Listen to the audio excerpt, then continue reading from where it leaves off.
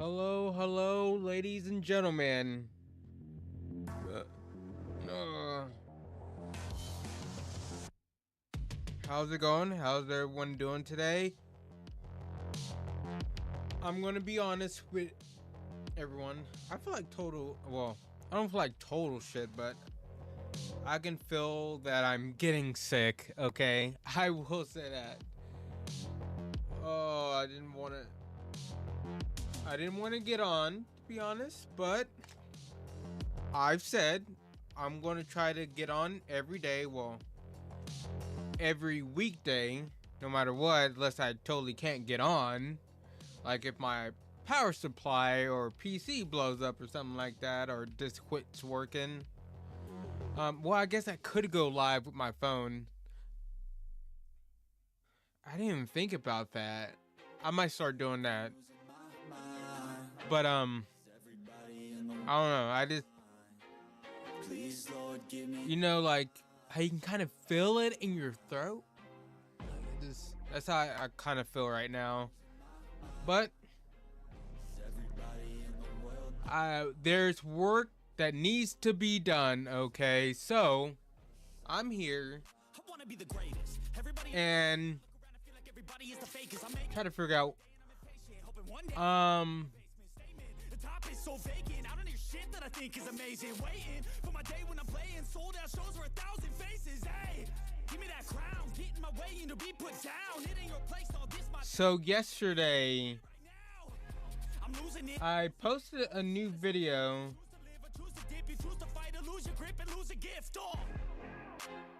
I feel like I'm losing my mind. Everybody in the world dies. So I got a new video up. If you have a chance, go check it out. They hate Artune weapons. It's about. Oh wait, let me do this. So I have this up. There's no mercy in this, just hunger thirsty persons. This one, the latest one. Pull back the curtain and you'll see the different vermin. Which I probably could make it look better, but I guess when the thumbnail is smaller, how's this? Different flavors of your problems just to savor. I've got my own issues. I need a comb to get through. Don't need to groan with you. Just go get your own tissue. I feel like I'm losing my mind. Is everybody in the world blind? Please, Lord, give me a sign. I don't like how they look when they're like blown up like that. I mean, when they're small like that, this is everybody in the world fine. Please, Lord, give me a sign. But they could look a lot better. I just gotta work on that. But I have my latest video right here. It's only got 3 views. I just need to carry on cause society's a myth put there to make you sit. Listen to what they give. Don't ask questions, shut your lid. Yeah, don't ask questions. Well, I have this up anyways. I need to run away from this and go get off the grid. Actually, hold on. Man, I'm losing it. Don't let them tell you what to do, man. They don't know shit.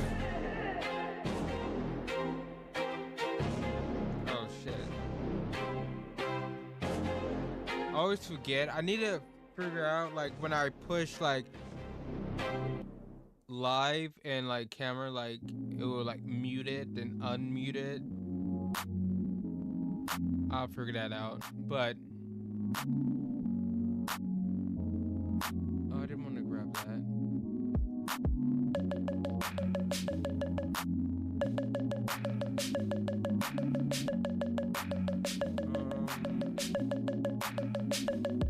This is actually what I wanted to grab. Let's go here. Let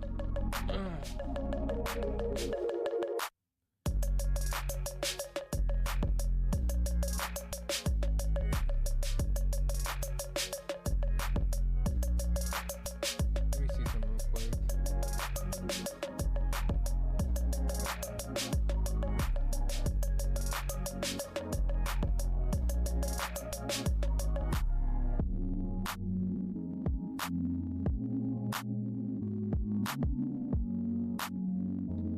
I'm just looking to, see what's going on YouTube.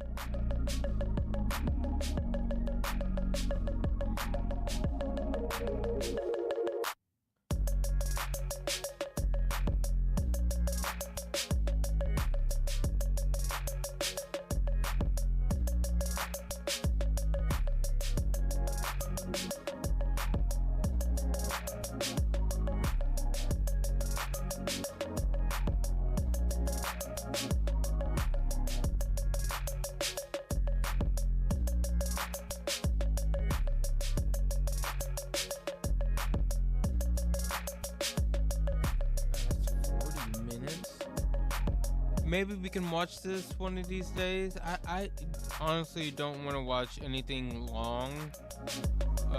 Save to watch later. That's very interesting. 3 days ago.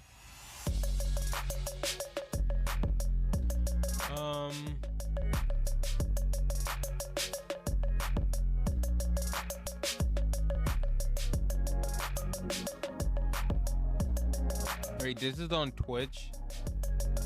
It's a little much.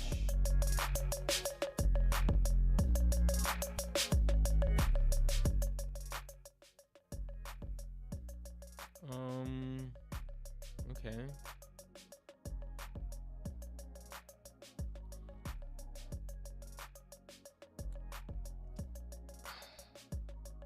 You know, I like Asmongold, but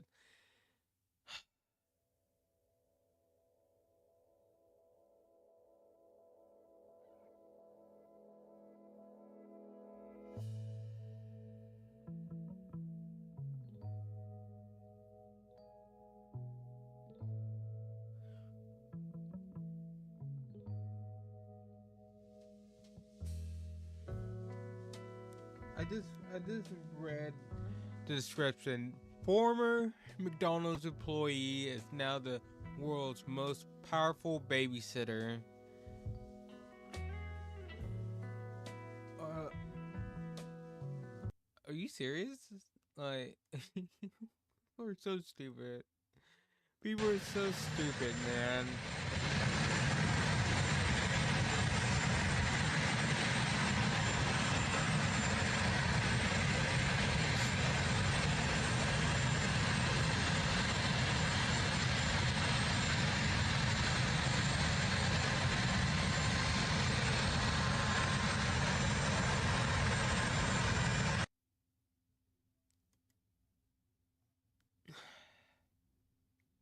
Oh my gosh.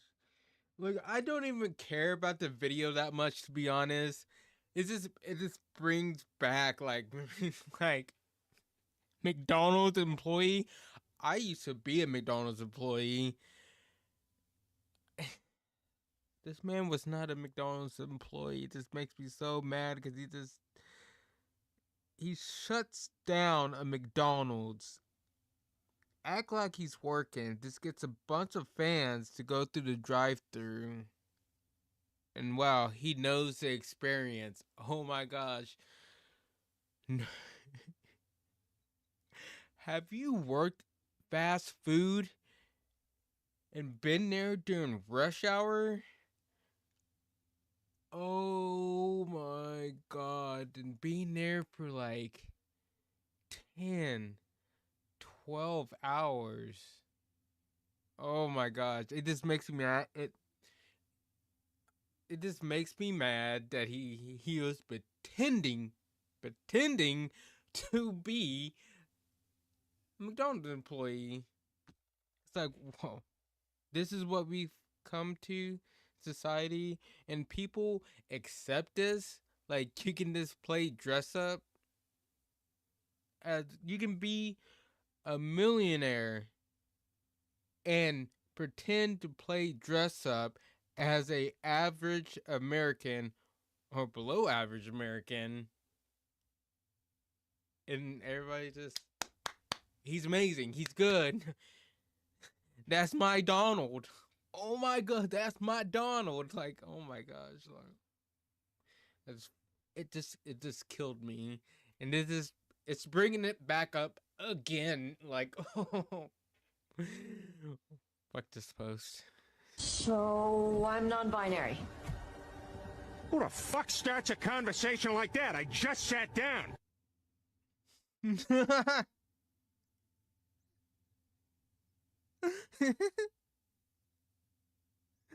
That's so good. My boyfriend loves 3 things: football, fried chicken, and cock. Yes, and this is our intern, Macy. Let's go. Anyways, we've been making signage for more than 50 years. Any size can be customized. Hold on. Hold on a second. My boyfriend loves 3 things: football, fried chicken, and cock. Yes, and this is our intern, Macy. Let's go. Anyways, we've been making signage for more than 50 years. Any size can be customized. With 3 years warranty, C and UL. Turnover time is 20 days. If you are interested, we are salesperson on WhatsApp in our bio. Click the link in our bio for free quotes. I love how she's trying, but we all know he's the GOAT. He's the GOAT. Like, but I appreciate she's trying. Maybe she'll get there someday to be on his level. But when he comes in, when he stitches a video, it's on point. On point, baby. So I wish her luck, okay? I wish her luck. No shade against her.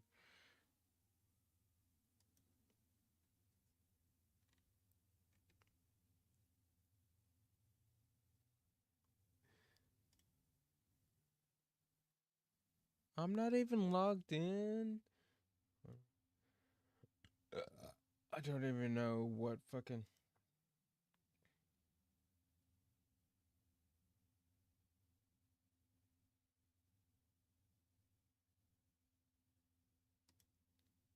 This one?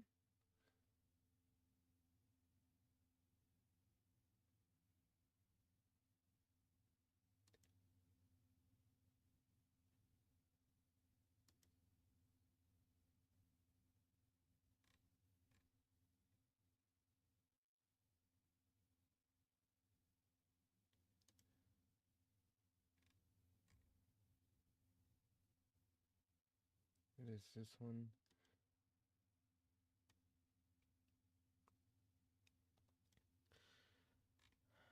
Wait, what is this? Oh. Yeah, we seen that. Seen that.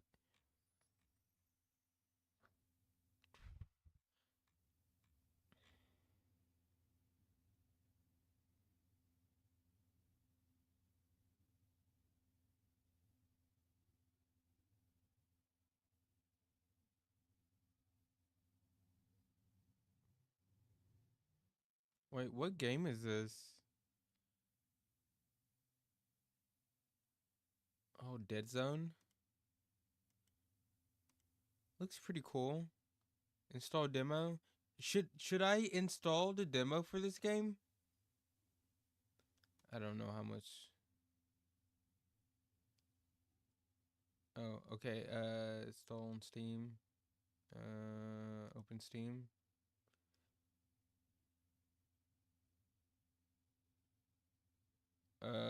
What's going on? Oh,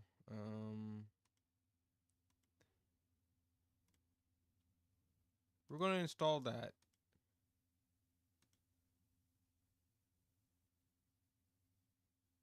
I'm gonna try that.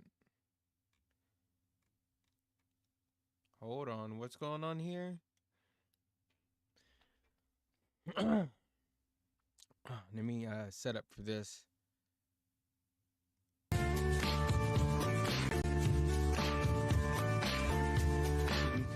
The cast of a new Fallout show looks different. Looks really different, and I'm liking it.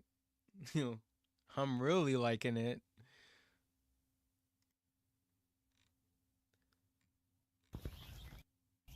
People saying they're not smart. I just blocked that off, and look, She's digging her way out. I mean, yeah, she's grazing right now, but she's purposely digging right where they were getting out. And now she's dug a hole, which that one has gotten out. I don't know if you see her. She got out because they started digging right here. I give this a vote. I figured there were a lot of politics and other stuff on here, so I hope my chicken video will break up some flow. What a little turd. I'm gonna give it a vote. Luckily, these guys over here are not too bad. They're just chilling and scratching with it. Marvel's giving Spider-Man a actual...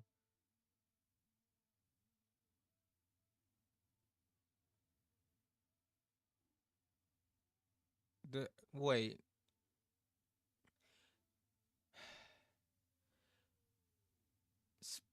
Marvel was giving Spider-Man an actual attractive girlfriend this time.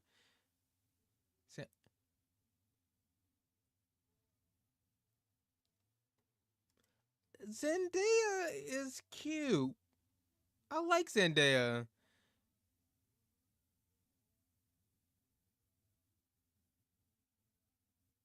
I mean, I'm not gonna say she's not cute. She's a cute girl. But Zendaya's cute too. What do you mean attractive girl? You don't think Zendaya is cute or attractive?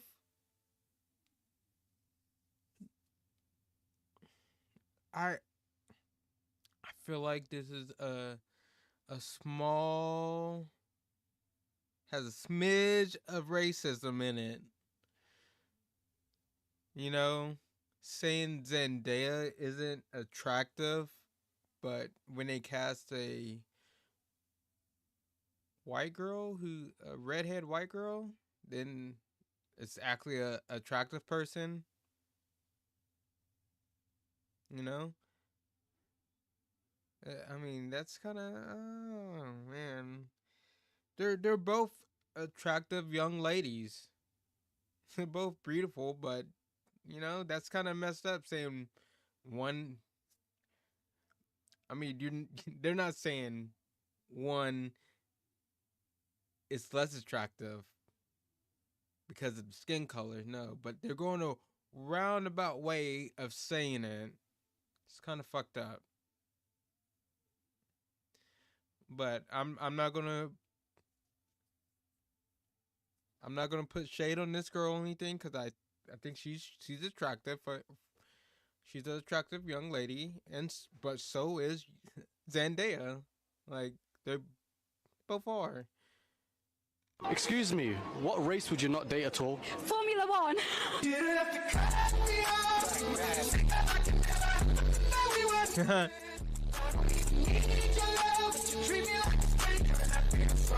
Got him. Got him.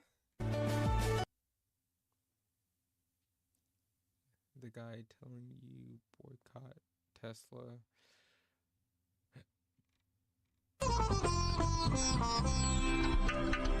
Uh-oh.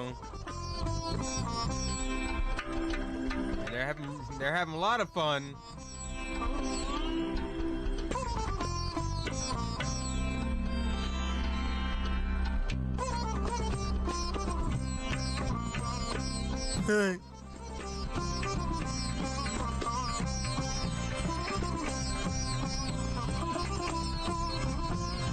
Gotcha.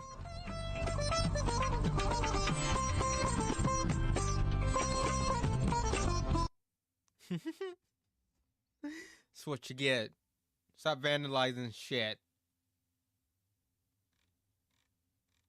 Here's a tasty tidbit.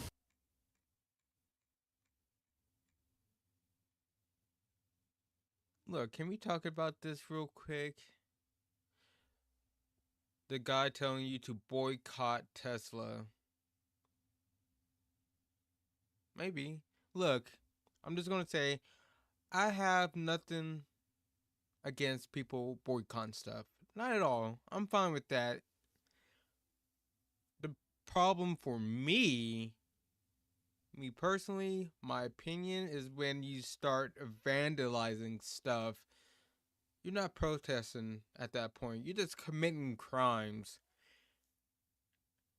Like, yes, there are normal people out there that are, protesting like reasonable people, like civilized people. Yes, there are people out there doing that. But there are people out there who are setting Teslas on fire. King Teslas, doing all kinds of stuff to Tesla. That's a crime. That's vandalism. And especially in like, setting stuff on fire, that's more. That's that's even worse. That's where I really have a problem with this whole like thing. Like, okay, protest them, boycott Tesla if you want. Fine. I don't own a Tesla. Okay. I don't really like Elon that much. Okay, so this really doesn't affect me at all. But, when I see stuff, people doing wrong, I'm going to call you out no matter what side you're on. Setting stuff on fire, keying cars, doing stuff to people's vehicles, that is wrong. Flat out wrong. Call people names. I don't care. I mean, I kind of do like just throwing out the word Nazi. That's just kind of like out there. Like, not everybody who likes Elon or Tesla is a Nazi. Okay? Not everybody's a Nazi. Is that so hard to get through your brain? Is that a concept that you can't understand? Like I said, I don't have a Tesla. I really don't like Elon that much, but I don't look at everyone who likes Elon and who has a Tesla and call them names and say they're Nazi and all this other bad stuff. No, they're not. They seen the car they liked. They may like the look. They may like that it was electric. That's fine. I mean, if you like the Tesla, the truck, that's a different story. And I'm sorry. Okay? That isn't a truck. But anyways, I wish we can all just get along. But people, no matter what side you're on, I mean, even if you are on the same side, we're not going to see eye to eye on everything. So it is what it is.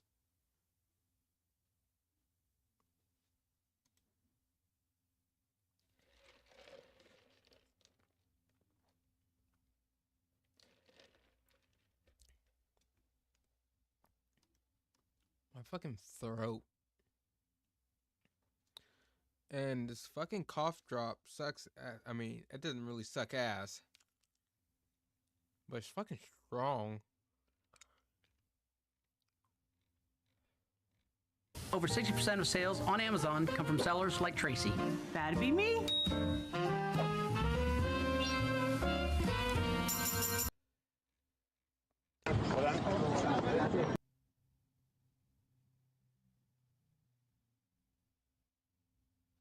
Oh, is this that game?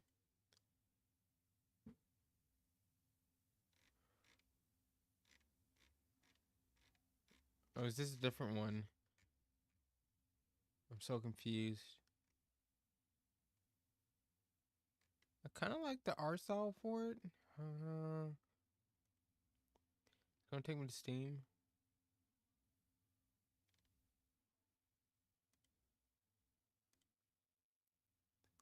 You motherfucker. You mother goddamn cocksucking bitch.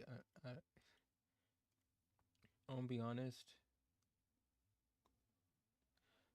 I don't know any of this stuff.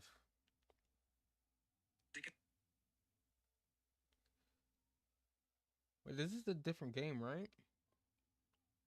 I might play these games Monday. Just for the hell of it.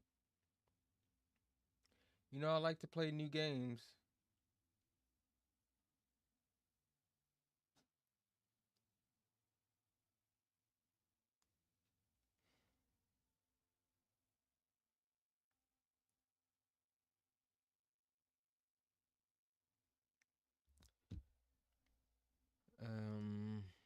It's making it so.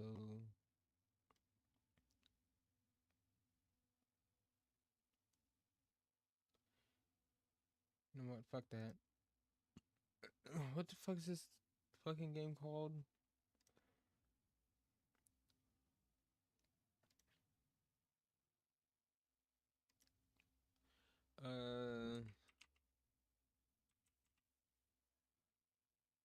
Here it is.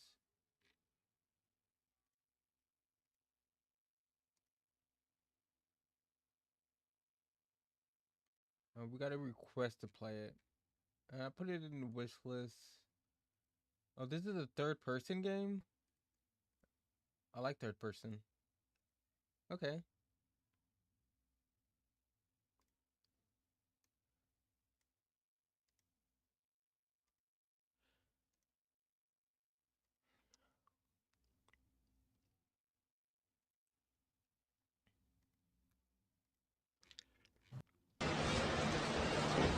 What's this right here?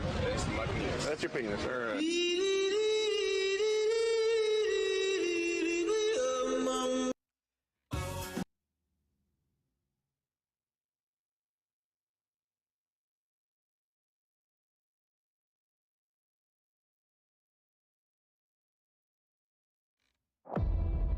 Grandpa, I need your.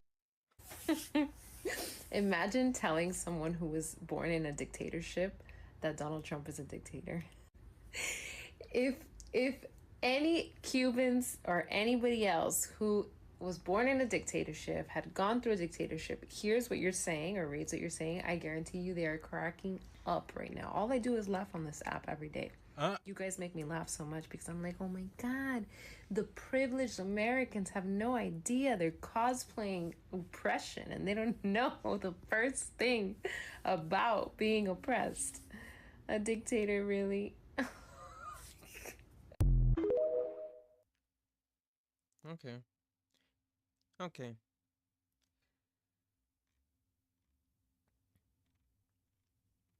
You want to hear a joke in German? Okay, so Dieter und sein Opa Peter sitzen am Berg. Opa Peter sagt, Dieter, siehst du alle diese Häuser? Ich habe alle diese Häuser mit meinen Haaren gebaut. Und, aber jetzt heiße ich Peter die Hausbau. Nein. Und siehst du die Kirche? Ich habe die Kirche mit meinen Haaren gebaut. Heißt jetzt Dieter, Peter die Kirchebauer? Nein. Und der Mauer? Ich habe die Großmauer mit meinen Haaren gebaut. Heißt jetzt Peter die Mauerbauer? Nein. Aber du ein Sau. That worked great. Can we know what the joke is in English? So Dieter and his grandfather Peter are sitting on a mountainside, and Peter says, look down there. You see all those houses? I built those houses with my bare hand. But do they call me Peter the house builder? No. And you see the church? I built that church with my bare hands. Do they call me Peter the house builder? No. And the wall? I worked on that wall. I built it stone by stone with my bare hands. Do they call me Peter the wall builder? No. But you one pig. I've heard that joke, similar joke before, but not told that way. Okay, I like that. That was pretty good.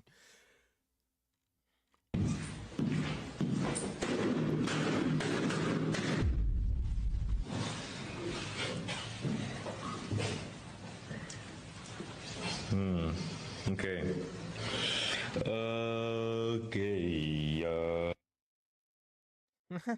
What did the thing say?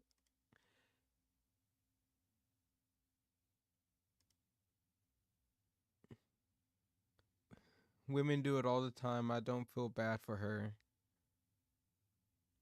They do. They do all the time. If you've seen these videos, they do it all the time. And the guys don't even look bad. Some of them look handsome. I'm gonna say it. Some of them look handsome. Shit. I look at the guys and I'm like, damn, they're popping the balloons because of that guy? Is that guy right there? I'm like, fuck, I don't stand a chance. Fuck me, man. Look at this. Avowed said it had 5.9 million players worldwide. Now, this is an estimation. I don't fucking believe this. I don't. Like, this is crazy. Let me see if I find it real quick. Probably all on Game Pass? You're telling me that, I don't know, bro. Like, if that's true, I would be shocked. All of the positive feedback and sentiment about Avowed is totally socially and politically motivated. It has nothing to do with the game itself at all. It's just totally based off of that. If you look at a lot of these writers and you go back to, and you look at like what they said in the past, they were probably saying things that were hypercritical and like complaining about like people that didn't like woke video games. It is absolutely a team sport for them. And Avowed is on their team, so they're supporting Avowed. It's going to be so funny the day that I make the video about Obsidian having to do layoffs and maybe studio closure. It's going to be so funny, because it's going to happen. Like, I don't think this game did well enough for them to justify that size of a studio. I think it did okay, but probably not enough.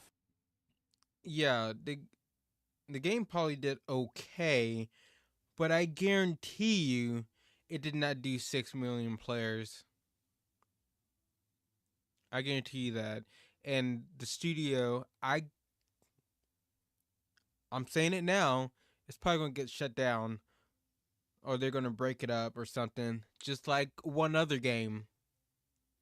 Dragon Age. What happened to that studio? It was shut down.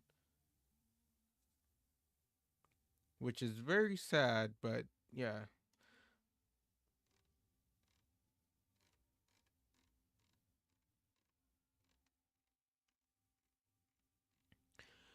Alright, let's go back to YouTube.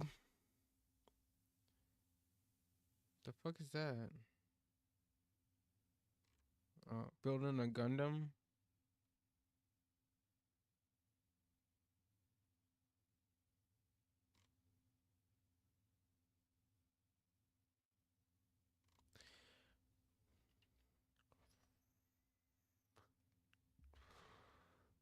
Oh yeah, hold on.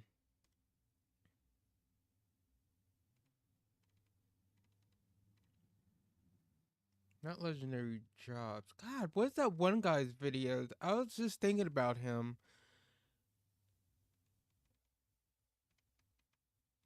I seen his. I got a notification for it. Did I?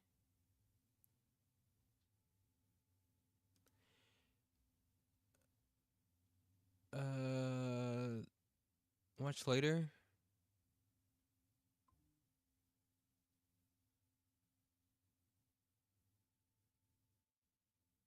Wait, have you watched this? It's not him that I'm thinking of, but this was 11 days ago. Monster Hunter Wild success must end. Wait, did I already react to this? I need to start taking these videos out.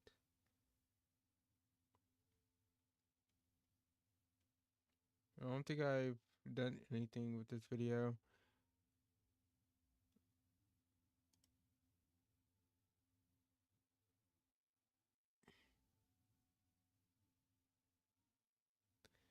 Okay, let's check this video out. See what's going on.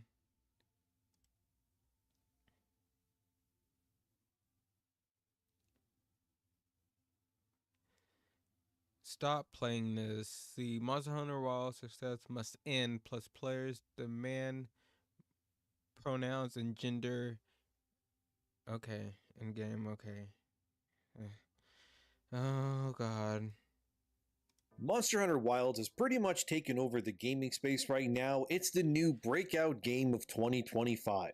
Akin to say Helldivers 2 from last year or even Palworld, Wilds has gotten so much attention from players it's downright staggering at times. This begs the question, how can Western development studios even keep up with the likes of Asian-based studios these days? It seems like every other day that Asian studios are releasing games that are doing far better than their Western counterparts. Marvel Rivals comes to mind, a game that has crossed well over 40 million players since its debut only 3 months ago. And it just keeps climbing with no signs of slowing down at all, but it's not the only one. Mecha Break has reeled in millions of players as well. Maybe because it has women with big assets, I mean that definitely can help for sure too, but I can just keep going. Black Myth Wukong dominated last year as well. Infinity Nikki crossed millions too, and so on and so on. But with Wilds, the numbers have exploded here to a point where the prophecy is becoming reality, which is that the East is 100% set to dominate the gaming industry going forward, and it's not even close. And beyond this topic, there's some really stupid stuff I want to cover too, like Wilds not having enough pronouns. No, I'm not kidding, but we'll get there. Firstly, this is from the BBC and it's titled, How a Monster Japanese Success Conquered the World.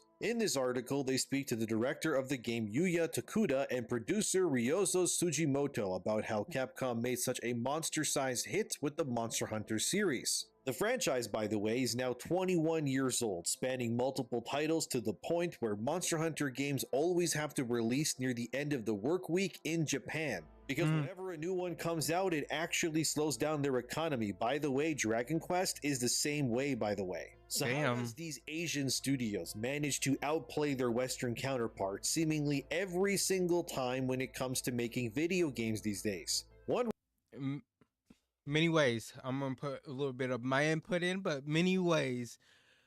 They just give games that we want to play, and they don't try to be something that they're not. They don't try to make their games something that they're not. Could Monster Hunter Wilds have been something else, like been a way different games than other Monster Hunters? Yes, but Capcom and a lot of other, developers overseas are smart. Okay, with their franchises. They know what their franchise is and what their audience is, and they stick with it and build off of that and they just keep making that experience better at the end of the day, unlike, let's say, Ubisoft Assassin's Creed. Look at Assassin's Creed. If you were there at the beginning, played Assassin's Creed 1, 2, 3 is where it was still Assassin game, but you can say 1 and 2 were like, okay, I found this on the web for Is It Still Assassin Game? Check it out. Sorry, but you can say 1 and 2 were like, you were assassin, you did assassin stuff, right? Then over time, you can see they went more with a RPG gameplay, mentality with it and stuff. Now, I'm not going to say that those games aren't fun. People don't like those games, but it's a far cry from where Assassin's Creed started from. You get what I'm saying? Now with Shadows, they're kind of trying to have the best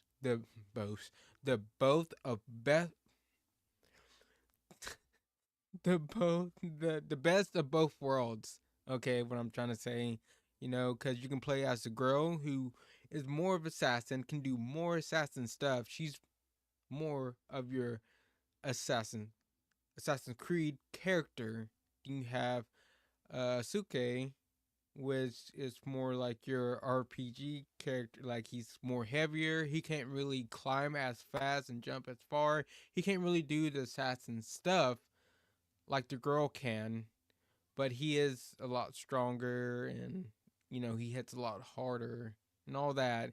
So now with this game, unlike the last 3 games, where there's more emphasis on the RPG elements, like with the armor and stats and all that, like how you can't one-shot enemies, like you can't do like one-shot assassinations on the enemy because They might be higher level or some other reason. They're kind of trying to, draw that back now and say, hey, this game is for both our fans, the ones who like the assassin stuff and the ones who like the, the RPG stats and all that kind of stuff. Will it work out? I don't know. And we all know, like, Assassin's Creed Shadows is kind of, every day they have a controversy, how they are depicting Japanese culture by, putting Chinese stuff in there because, I don't know, maybe they can't tell the difference or something. I have no clue what's going on.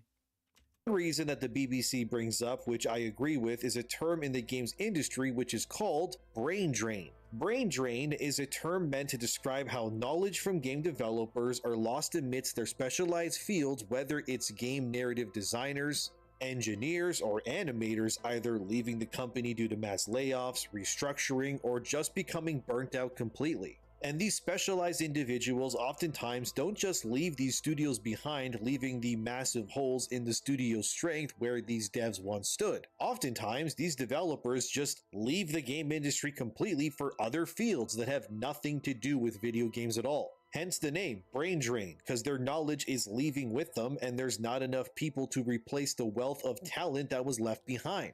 This is a big reason why, in my opinion, based on all of my reporting and witnessing the layoffs of the games industry over years, that I feel it's a big reason why the Western games industry is struggling so hard these days. To put it simply, the West doesn't value their devs for the most part. They are just seen as interchangeable most of the time. We hear all the time whenever a new game comes out that following its release, this senior dev or this other one has left for this studio or wherever else. The problem with the West is that they often bloat themselves up to make a game. Once it's done, they shed the weight like a rocket ship leaving the Earth's atmosphere, and then these devs find work somewhere else in the industry, or they just leave entirely. And I mean, who could blame them when the Western executives especially really don't care about these devs? On the flip side, with the East, places like Japan, Korea, and China have far more strict laws when it comes to protecting the rights of their laborers. Well, China is probably the least of these three, but you get the point. Because of this, these devs often stay with these companies for far longer, so whenever a dev does leave a Japanese studio for another one, it's a really big deal.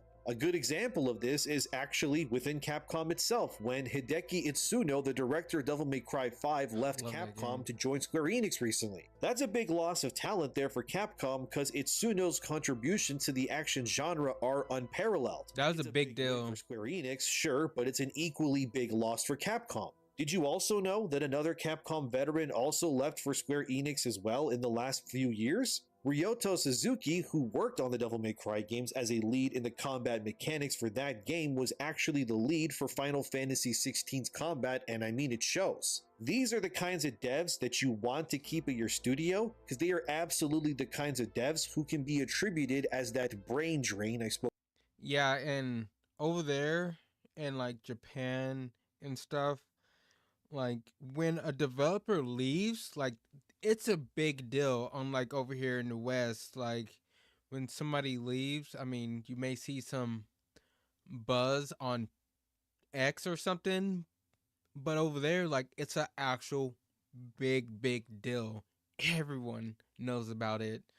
It's crazy how much, their developers and the leaders in the development team and stuff are very well respected. Spoke about earlier. But now that Suzuki and Itsuno are at Square Enix, both of whom worked on Devil May Cry for Capcom, I wonder what they're cooking over there. A new Final Fantasy perhaps? Or maybe it's something else entirely. I guess time will tell, but color me excited, fellas, about that exciting collaboration again happening in video games. Those guys haven't worked together since Devil May Cry 5, and I mean, that game was amazing, so whatever they're making next, I'm probably gonna buy it, let's be real. But this is the point. The reason why Monster Hunter Wilds has been able to regularly release new games on so many different platforms is because the East rightfully protects their devs far better than the West. And it's a big reason why whenever I see devs from the West get mad that why aren't people buying our games? Why are they always buying these Asian games? Well, there's a reason for that. One is the consistency of Asian-made games. The other is the quality and the usual complete rejection of Western values, which have plagued the games industry for years, and rightfully so. A lawyer who works with games said this on LinkedIn recently, who primarily works within the Western industry. It's a long post, I won't read all of it, but the gist was that this lawyer was explaining how people need to buy the games they want more of, and in the case of, say, Western games, it's not. And they just, the developers over here, a lot of them, not all of them, but a majority of them, they just don't care about us, the players, you know? I'm like, they just don't. Like, let's look at the guy who ran the studio for Avowed or whatever. What did he say? Like, they're talking about it, and basically they said, why go and try to create something great when they can just make something, you know, mid? Really? You just want to give your players something mid? You don't want to create something great? You're just okay with mid? Come on. But we have people like the people who made Baldur's Gate 3. They worked so hard on that game for years.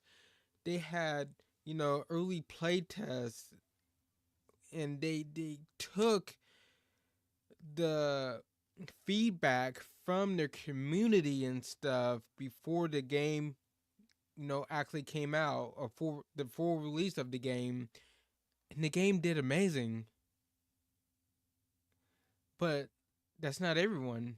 Some of these developers just don't care, you know? And then if the developers don't care that much, you know, they're okay with being mid. Okay, you know what I mean. Being mid, they're okay with that. Why would the people above them, you know, even care? It's crazy. It's like, but like I said, like, not all developers in the West are like that. We do have some good developers over here who just don't want to settle at all. Okay, that's great. Don't settle. You know, try to create something good. Try to be the best in your genre. Okay, and we will come and appreciate your game. Going very well. Recently, a game came out called Lost Records. You probably didn't play it or even knew it existed. It's a young adult game with all the body positivity nonsense. It's from the Life is Strange people. Anyway, it bombed pretty much because nobody really played it. This lawyer complained on LinkedIn to others that the West is in dire straits game-wise because people just aren't supporting the games they make. But the thing is that games like Lost Records versus they don't like the games. Hunter, the difference here is that Don't Nod, the people who make the Life is Strange games, they tend to cater to that mythical modern audience, which is also why they've lost 95% of their value as a company already. Whereas Capcom caters obviously to Monster Hunter fans, which is a lot of people, obviously, based on the player counts for Wilds. As this lawyer stated in their post, they demand that if you want more games like Lost Records, which clearly people don't, that you should buy it at full price and play the game, and then coax other people into buying it as well. I'm gonna be real with you, I would have a better time convincing my friends to invade a small country than convincing them to buy Lost Records at full price, if I'm being honest. It's just not gonna happen. That game is everything that I and many others never want to spend our time playing in 2025 and beyond. But there was this one interesting part where this lawyer I mean, the game might be good. Okay, let me play devil's advocate real quick. Look, the game might be good, but that's not what people want, okay? That's the thing. That's not what people want. Is that not obvious? Well, not to them, I guess, because, you know, you seen the drop in their stocks and everything. It's just, I just don't understand how you can keep pandering to this non-existent audience you have And it just doesn't make sense to me, man. Referenced another games industry person who spoke at GDC, or the Games Developer Conference, where they said this. And so it is with games. The most valuable consumers are those who spend the most time and money playing games, especially games within a genre. Robin Boyer at GDC wrote an excellent post last week on target audience, and I would add an additional question. What do people who spend over $250 a year of games and spend over 100 hours a year in our genre think? Why $250? Because unless you are from Software or Larian Studios, it's naive to think that someone who buys 3 games a year is going to make your game one of the 3. Notice how they used From Software as an example of a developer that people always buy games from. Ah yes, another development studio that is also, by the way, Japanese, that definitely protects their employees to ensure that the brain drain doesn't happen like it does in the West so often. Larian isn't the best example in my opinion. Besides Baldur's Gate 3, their other games have been modest successes at best. A better comparison would have honestly just have been using Capcom and Monster Hunter alongside From Software, as de facto concrete examples of games and studios that people want to support pretty much no matter what. But there's a reason for that, and it's important. It's that these Eastern devs are actually making things that people genuinely want to buy because it caters to them. Like, I can put Monster Hunter Wilds on screen here and then play the Lost Records trailer over top of it, and you guys tell me, which game from a first glance looks more like something you would actually want to play? Genuinely, let's be serious. Would you rather play a sensitive girl talking about her feelings where gameplay is minimal and not really the focus of the experience? Or would you rather play your monster hunting game that doesn't talk down to you or force agendas upon you because it understands that you just want to kill monsters, get your loot, and play with your friends? Let's be serious, I already know the answer here, but the point still stands. And also the point remains that the Asian invasion of video games is still happening, whether these people wanted to or not. The simple realization is that despite some hiccups, the Asian games like Wilds here are just giving people what they want. And when you compare it to the average Western release, the gameplay is never even really the focus but the messaging instead, which does nothing but tank their games like Suicide Squad did or even Dustborn. Although criticism where it's needed, like I said in my previous video, Wilds is not without controversy. The game is still not running well on PC, specifically. After having played it for a bit myself on PS5 Pro, I found the game to run perfectly fine the entire time I played it. My biggest gripe with Wilds is just that the game is not very good looking when you're actually playing the game itself. The cutscenes, which are also in-game as well, they just look vastly superior to when you're actually playing the game though. I do wish that Capcom could make the whole game look and feel like these cutscenes because they are genuinely nice to look at. And I'm really enjoying how expressive the actions and movements of the characters are when they move and do things in them. And also, I don't know if it's just me, but the game is just very easy, but it's whatever. Maybe I'm still too early on in the game myself. As this user on Twitter shared, they put all 3 platforms Wilds is on and compared the user reviews, and it's kinda staggering. On PS5, it's doing really well, because again, the game runs well there, and I have no doubt that the PS5 version was prioritized over any other version, as it is the current main platform that most third-party devs work to ensure their games run the best on for sales.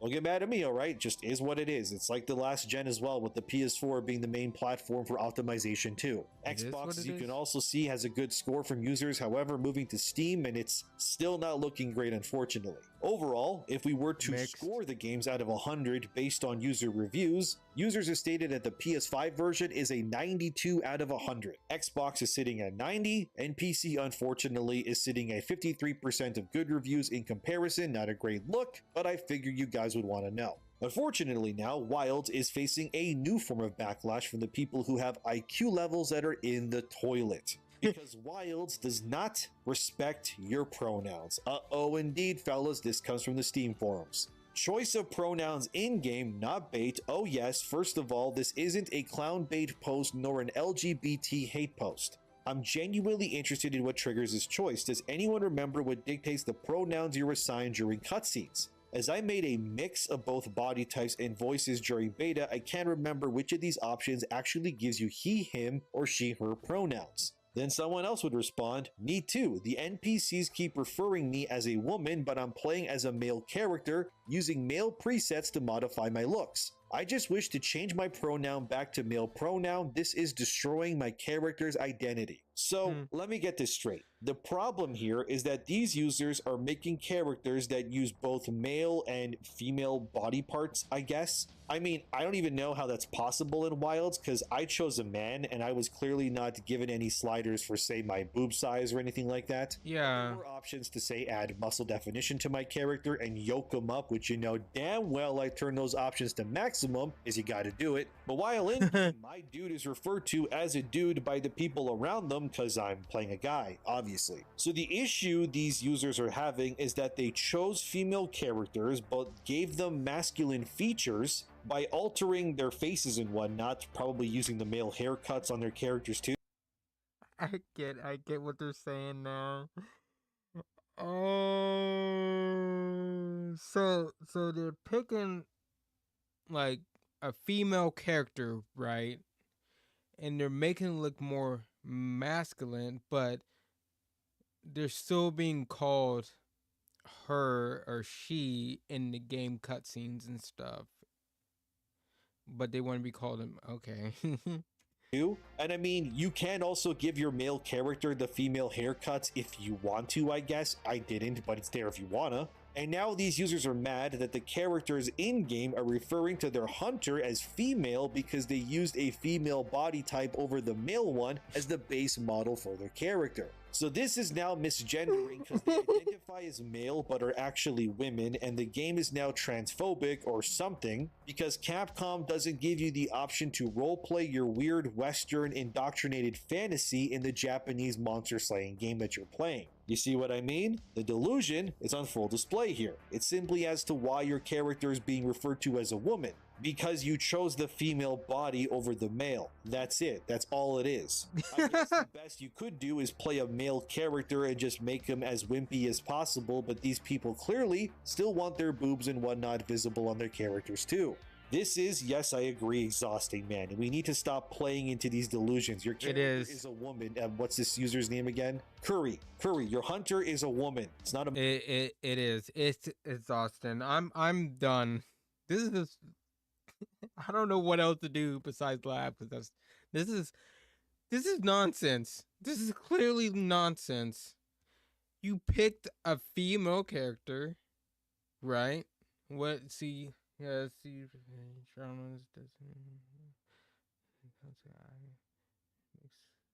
both body types and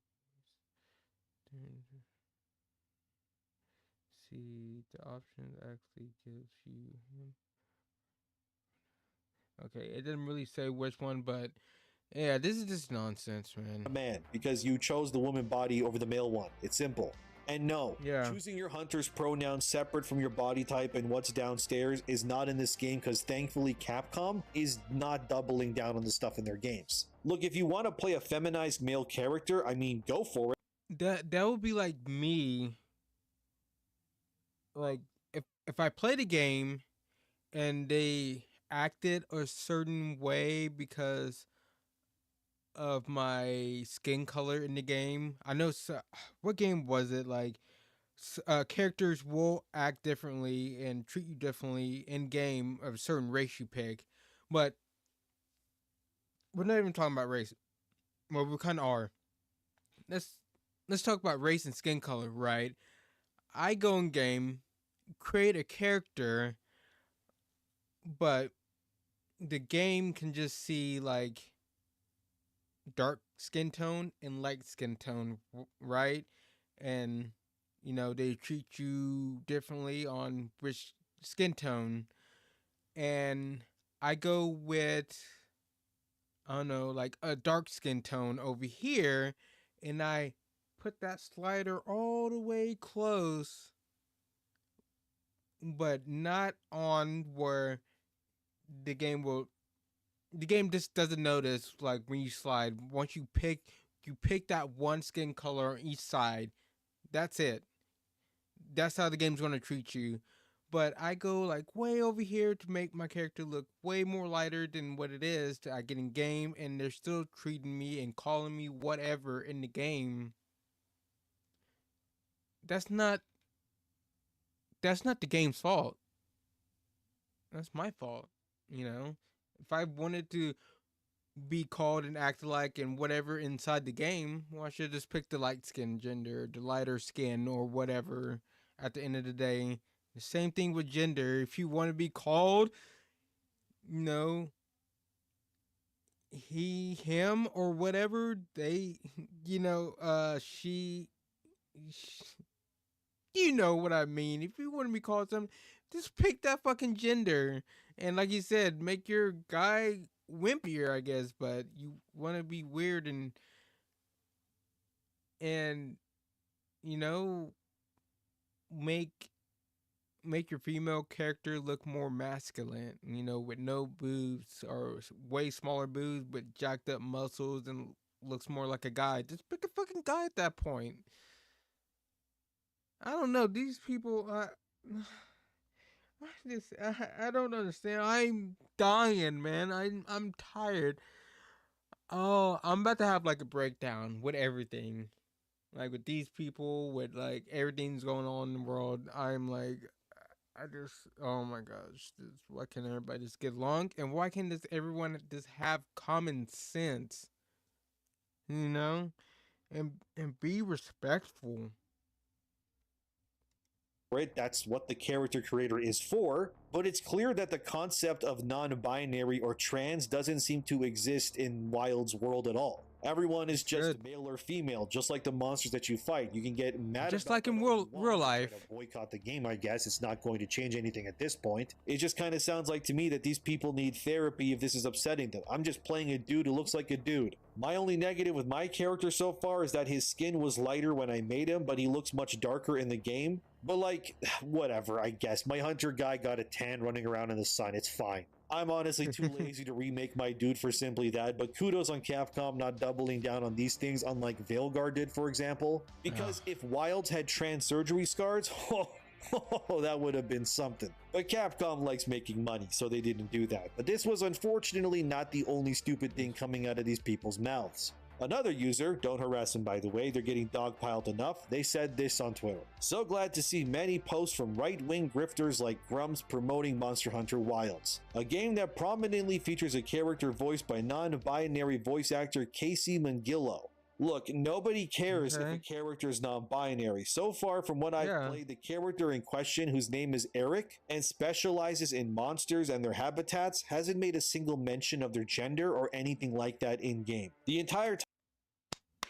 And they don't. During the whole game, they don't talk about their gender at all. Wow, that's the concept, isn't it?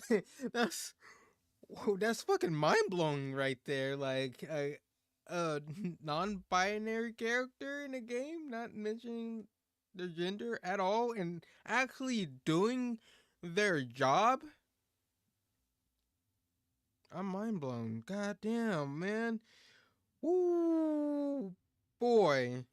Time when I met this Eric in-game, he's played like an effeminate man who's really gentle. But he's not referred to as a woman at any point, so far anyway. Maybe that changes at some point. If so, let me know. No. Where I am in the game so far, that hasn't happened yet. And it's not like... I got like 40-something hours in the game. I beat all 6 chapters in the game. Nothing about his gender or anything. Now, you can tell, it's obvious that, you know, that he's non-binary or, you know, on the feminine side at least, but it's fine. That is perfectly fine, okay? It's just when you throw it in people's faces and just pound on them like you have to like this is them, this is just take it, eat it. It's crazy. No, I appreciate this character. They just do their job, you know, and they know a lot about the monsters and everything. I appreciate them a lot. It's amazing. Like women haven't played male characters in the past. Pretty much any game you play, if there's like kids in it, for example, those kids are probably played by a fully grown woman. Let's be real. By the way, everyone in this Yeah. game, they just pretty much talk about monsters 24/7, and I mean, it makes sense. It says Monster Hunter on the box. Everybody's just pretty much, obsessed with where we can find the monsters, how we can hunt them, and how we can kill them. There doesn't really seem to be anyone stopping the game to say, like, Black Lives Matter or wherever else. Grums, however, did respond to this person, and again, they're tone deaf as hell for their comment. I mean, 67 likes for getting dogpiled this badly. They're just being stupid for the love of the game. But here's what Grums said, and I quote, "This is the problem. You've been told over and over that gamers are full of hate for people, and that's why they hate DEI in games. You've been lied to so many times, you literally assume this to be the truth. You don't get it at all. It's never been that point. But we've been tarred and feathered with these lies because you want to cancel us, get us fired, or push us out of the community. Evil, reprehensible tactics like you are using right now. Gamers don't care. We don't care who are you, where you come from, so long as you stop forcing it on us and trying to make everything and everyone always be about you. We've always been welcoming because we were the outcast geeks, and we understand. You exploited that to get into our groups, and then start demanding things change just to cater to you and for us to leave. We do care if you are forcing DEI into games to the detriment of the game or the beratement of players. DEI often masks as virtue, but is just used as a narrative tool in games to belittle or hate on non-POC like whites and Asians or straight men. We are endlessly lectured by how toxic we are just for existing and how everyone else is so much more superior. The games infected devolved, most often with stories being filled with cringe dialogue, I need to do a barb like in Veilguard, or characters that oddly feel compelled to announce their sexuality for no reason other than to promote some kind of forced representation. Worse yet are the characters who are solely defined by their gonads, and when writers create entire story arcs about it, while yelling and screeching to the rest of us about how oppressed you are, that it's our fault, and that we must do something for you. Game design, code, and production also suffers, as DEI hires based on skin and gender form soft quotas are stuffed into roles which they are not ready for. Because merit has been completely abandoned, bugs proliferate, game design goes bland or broken, and teams stumble along in execution, taking too much time and budget. Worse yet, skill devs are passed over for promotion because they are white men or hounded by their coworkers for their conservative opinions and held back because of them. They leave the industry, leaving the non-merit hires behind trying to figure out things on their own without the skills, talent, or institutional knowledge. So no, a non-binary voice actor is not some kind of gotcha in Monster Hunter Wilds. Nobody cares so long as DEI didn't make the game worse. Pander and propagandize the story, drain characters of their depth, or lecture and berate us. Nobody cares, you are losing, and these tactics of yours just aren't effective anymore. Good day, sir. End quote. What Grum said is right. Nobody cares that this character is a non-binary voice actor. The archetype of soft-spoken, effeminate male character, that is something we've seen so many times in animes or games already. Yeah. To me, it's just a dime a dozen of that same character archetype, so I didn't so much as even react when he first spoke. I just kind of went, oh, okay, he's that kind of nice guy androgynous dude. You also don't see people complaining about Olivia either, who's a strong female ace hunter who accompanies your team while treading through the wildlands either. Yeah, I like her. Blacksmith, being a woman with washboard abs, or even Alma, your guide. All of these characters, by the way, are women, and yet, where's the outrage? Oh, that's right, it's nowhere to be seen. Yeah, nowhere to be seen, because I'm gonna be honest, I like all these characters. No, he's not bad at all, or whatever. What's her name? I don't know. Can you like... Oops. I don't know what I just did. Oh. Character as a non-binary voice actor. These are games already. Eric, to me, is just a dime a dozen of that same character archetype, so I didn't so much as even react when he first spoke. I just kind of went, oh, okay, he's that kind of nice guy androgynous dude. You also don't see people complaining about Olivia either, who's a strong female... Yeah, I like Olivia a lot. I like all the characters. Who accompanies your team while treading through the wildlands either. Or Gemma, your blacksmith, being a woman with washboard abs. Or even Alma, your guide. All of these characters, by the way, are women, and yet, where's the outrage? Oh, that's right, it's nowhere to be seen. Why is that? Is it because this game is pushing some Shoot, Alma has... Alma is like the most...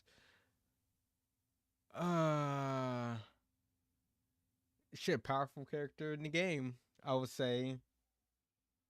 If you think about it, she controls us. She controls us. She tells us when we can't beat monsters or kill monsters, you know? We have to look at her like,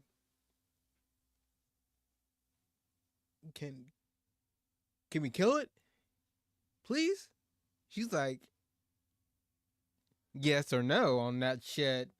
Shit. The monster should be looking at her, be like, hey, kill her.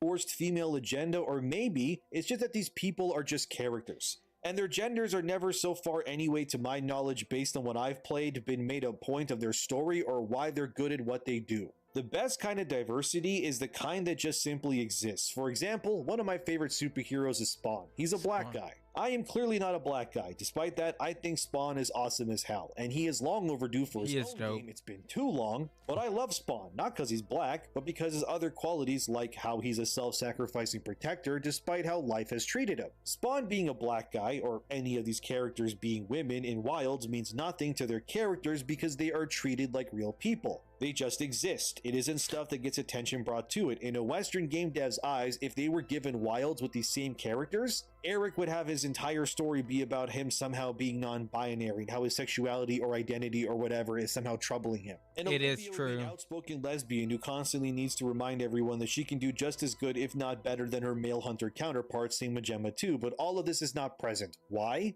Because the game is made by Japanese people who rightfully so think that the Western way of doing things is genuinely art to the retarded in most cases. Instead, these characters just are. They don't need to validate themselves or talk down to the player to accept things. They're just people who showed up to face these threats, and they all rightfully just kind of admit that, hey, we need to fix this white wraith problem that's plaguing these lands. And maybe we should just leave our beliefs and personal nonsense to the side while we work because we're adults, no? I mean, even the core character of the game is this small brown child. You don't see anyone complaining because, again, the fact that the kid is brown or whatever is not a focal point. They're instead presented as a literal kid who just wants to get home to their family that we saw at the beginning of the game. The Keepers are their names, by the way. You see what I mean? Wilds proves that you can indeed have diversity in your AAA video game and be successful. But the trick is not to make a big deal of it or try to force the message or downplay others because of it. The brown kid exists. Eric exists. These women are good at their jobs and they just exist. They don't talk down to others or say, I am better than this man over here at his job because I am of a JJ. They don't do that. And Western writers could never. Their gender studies degrees, they speak to them like the Green Goblin mask the moment they're presented with an opportunity to spew their beliefs. And this is why the West keeps losing, why the East keeps winning. Not only is the East just outplaying the West in terms of sales and accolades, they're even doing their mission better than they could ever do, which is implementing diversity into their video games and doing it in such a way where people don't hate them for it. This is why these Western games suck so much ass, dude. They could never help themselves if they were in a similar position. And despite Wilds having all of these people present being women or diverse, what takes precedence over all of this? Oh, that's right. As always, it's the gameplay and the story. These are far more important than any one of these people's plights. If a Western writer was in charge of Wilds, that little brown kid would 100% have scenes where some random white-skinned, blonde-haired, Aryan-looking young boy would be bullying him for his skin color. And you'd probably have a mission where you have to talk down the white boys for being racist, and then the little brown kid would stare into the camera for your sympathy. Thank God that they didn't do any of that here, by the way. Plus, the natives of Monster Hunter Wilds world are all pretty much brown-skinned people anyways. By God, they did it again. Those crazy Asian developers implemented an entire ethnic group into their game and it didn't come off as pandering. I mean, how did they do it? But you see, the West could also be doing this as well had they not ostracized and pushed out every good dev from their studios and caused that very same brain drain to happen to them every other week if they just focused on making good games first. But instead, like Grum said, these Western studios look over the experienced devs who are actually deserving of higher positions, whether they're white, Asian, or anything else, for other people due to things like race to push quotas. So when you just fill your whole company's senior level positions with people who didn't earn it, you can't complain that your games end up sucking. Why they're not selling or they're not reviewing well, when the very developers who could have saved you are instead leaving to make either their own studios or end up working for China in most cases. The West has caused their own downfall. They can be salty and butthurt all they want, but it is what it is. Wilds is yet another massive blow to the armor of Western gaming ideology, and I wonder genuinely how many more hits the West can take before the brain drain is utterly complete. And then at that point, all that's left to fill these studios are nothing but activists that are raised on gender study programs who don't know how to make great games, but only how to push propaganda instead. And when the entire Western industry is pretty much sinking into a collapse, the East will just keep rising. Wilds is a breakout hit, and the West should be able to compete with it, but ultimately, as long as merit and talent are overlooked in the sake of identity, that brain drain and the draining of goodwill and profits will continue to fall, until the entire Western development sphere is composed of nothing but lost records level failures while the East keeps raking in the millions with profits and player engagement. Look deep into yourselves, Western devs, because time is running out. You either need to pivot now or China will simply own you. And when they do, your gender study degrees, they will be about as useful as a pocket full of sand in a sea of desert. Completely pointless and utterly replaceable by the infinite amounts of nothingness in every single direction that you look in. It's your move, let's hope you idiots don't keep screwing it up. But thank you for watching, let me know what you think, subscribe, and I'll see you soon. Go like his video. It's pretty good. I like it. I'm gonna like it. Subscribe to him if you want to. I'll link the video in the chat. In this case, go show him some love and everything. Oh shit.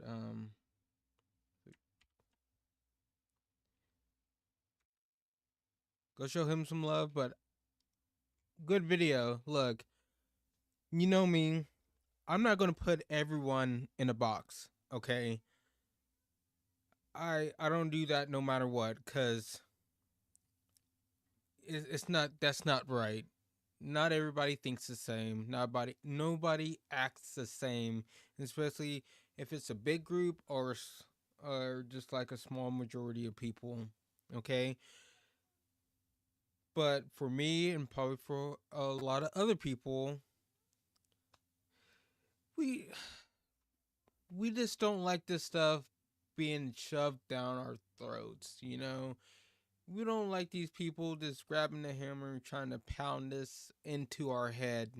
You know, we really don't care if you're trans or whatever, that, you know, you have a vagina or you have a dick or, you know, you switched everything around. We don't care. It's just when you start pounding it into our heads and shoving it down our throats like every freaking game, man, it just sucks.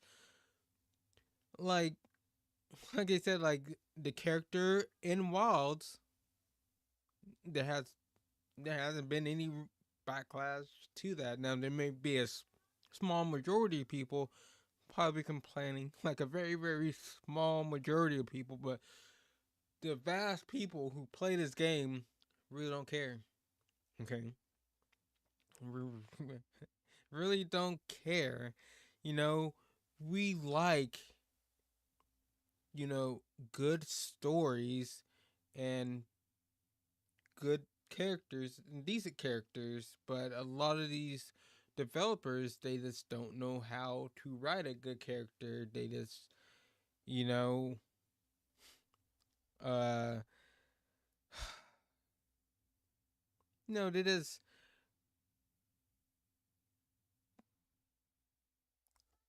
I don't know. I've said this many times. Many people have said this many times. I just don't want to keep repeating myself and keep repeating what other people are saying. Like, we just want good characters in our game, good storytelling. At the end of the day, we really don't care if the character is trans or binary, non-binary, or whatever, as long as it's a good character and if the character is written good and if the story is good.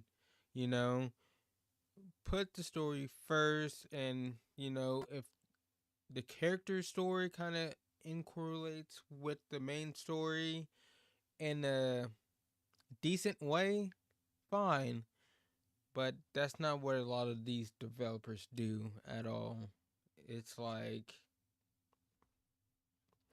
this is our character, they're gay, they're non-binary, they're trans, or whatever. Like it, this is it. We're going to keep forcing it down your throat. You don't like it, you're a bad person. It's like, what? No, I'm not a bad person. I'm fine with them, but, you know, what does this have to do with this story? Most of the time, nothing at all. I'm just,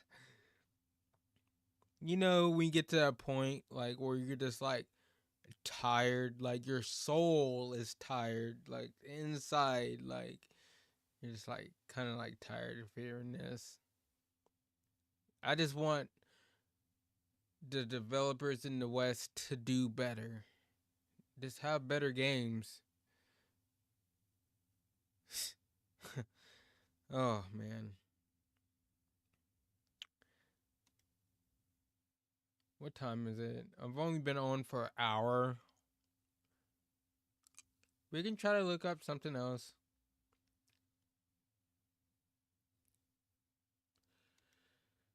The fucking cough drop.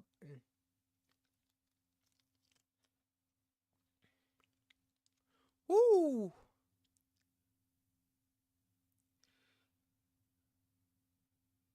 What is this?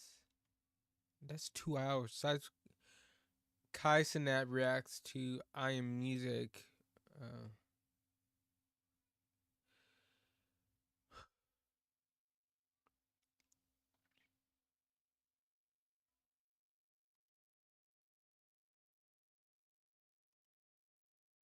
I kind of want to watch this. Too, and this one's actually unique, believe it or not. While it is a 900 RPM, it's the first ever adaptive frame, from my knowledge, I could be wrong, Twitch chat could have lied to me again, with target lock. That's right, every other target lock 900 RPM SMG is a lightweight. There's never been one that's been adaptive. The time to kill is the exact same, assuming you hit every single headshot. There's some slight differences here and there, but it's so minuscule, it's not even worth talking about. Just know that if you're hitting headshots, it's going to be the same. Now, the main question, of course, you guys are going to be asking, is it actually good? No BS. Like, don't lie to me. Two things to note about this SMG. One, it has very respectable stats, especially for a 900 RPM. And two, it has one of, if not the best SMG scope in the entire game. It sits at 14 zoom, so the scope overall is pretty solid. You could add extra zoom with the mod if you wanted to, but there's no need. 14 is really good. Let me show you guys the scope on screen. Hopefully my editor doesn't forget it this time. Thank you. Yeah, I'm talking shit, Apple. What you gonna do about it, bud? Now, some people might be asking, is this better than the multi-mock? Yes, in my opinion it is. I don't even think it's close. I don't like the multi-mock at all. This has way more range, it has way more stability, basically the same amount of handling for the most part. The gun's just better. I know some people will glaze the multi-mock and just say it's better and blah blah blah, whatever. In my opinion, I think this is better than multi-mock. Some people are going to compare this to the Imminence though, and Imminence on paper is kind of better, but the main difference between this weapon and Imminence is that this scope is a lot more competitive. This is what it looks like when I scope the Imminence in. It's a nice circle, but it's fat and I can't see anything around me, and it's just it's really hard, so that's why I don't use it. Anyways, that's enough talking. I hope you guys enjoyed the gameplay. Please drop a like and a sub, and let's get into the gameplay.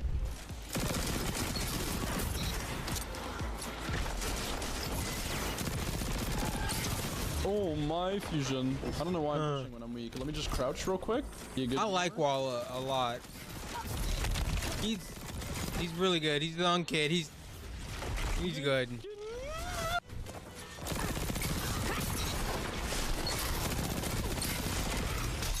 Holy dumbass. I think when I start watching Walla is when I realize, like, I just can't. I'm too old. I'm like almost 34. I can't compete with these kids anymore. Like, the stuff he does is like, how do you move your mouse that fast? Like, I'm fucking lost.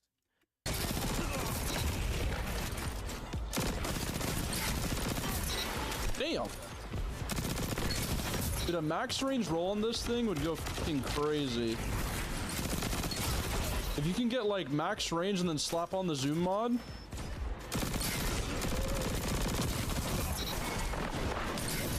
Ooh.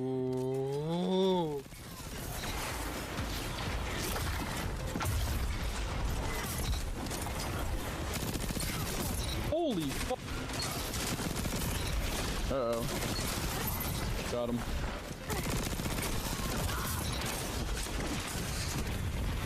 Don't kill me, bro. I need this WeRAN.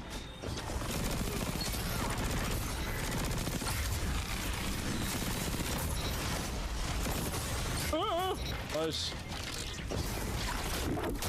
Oh, I'm stupid.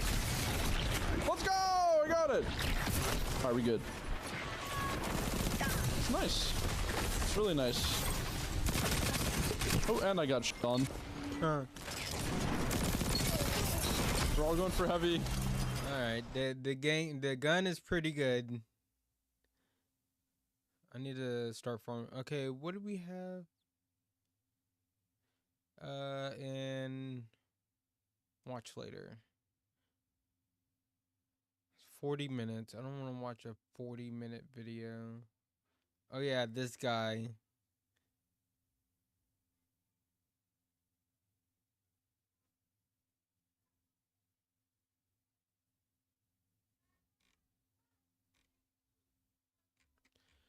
Alright. I don't see anything.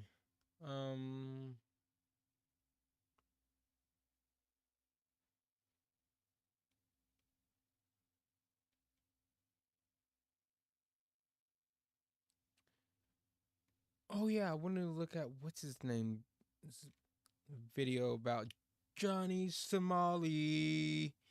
If it wasn't too long, I should have saved it. I need to start. I will look at a video, but not like, oh, I want to watch that, and I just don't freaking save it. I keep doing that. Now I gotta.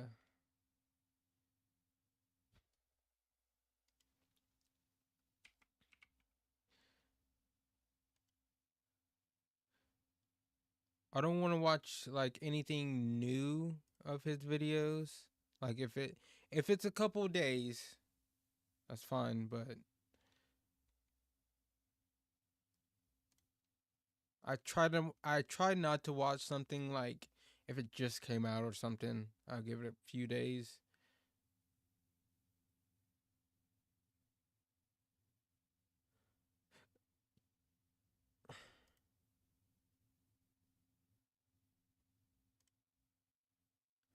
All right, disrespectful IRL streamer in denial. He destroyed his life.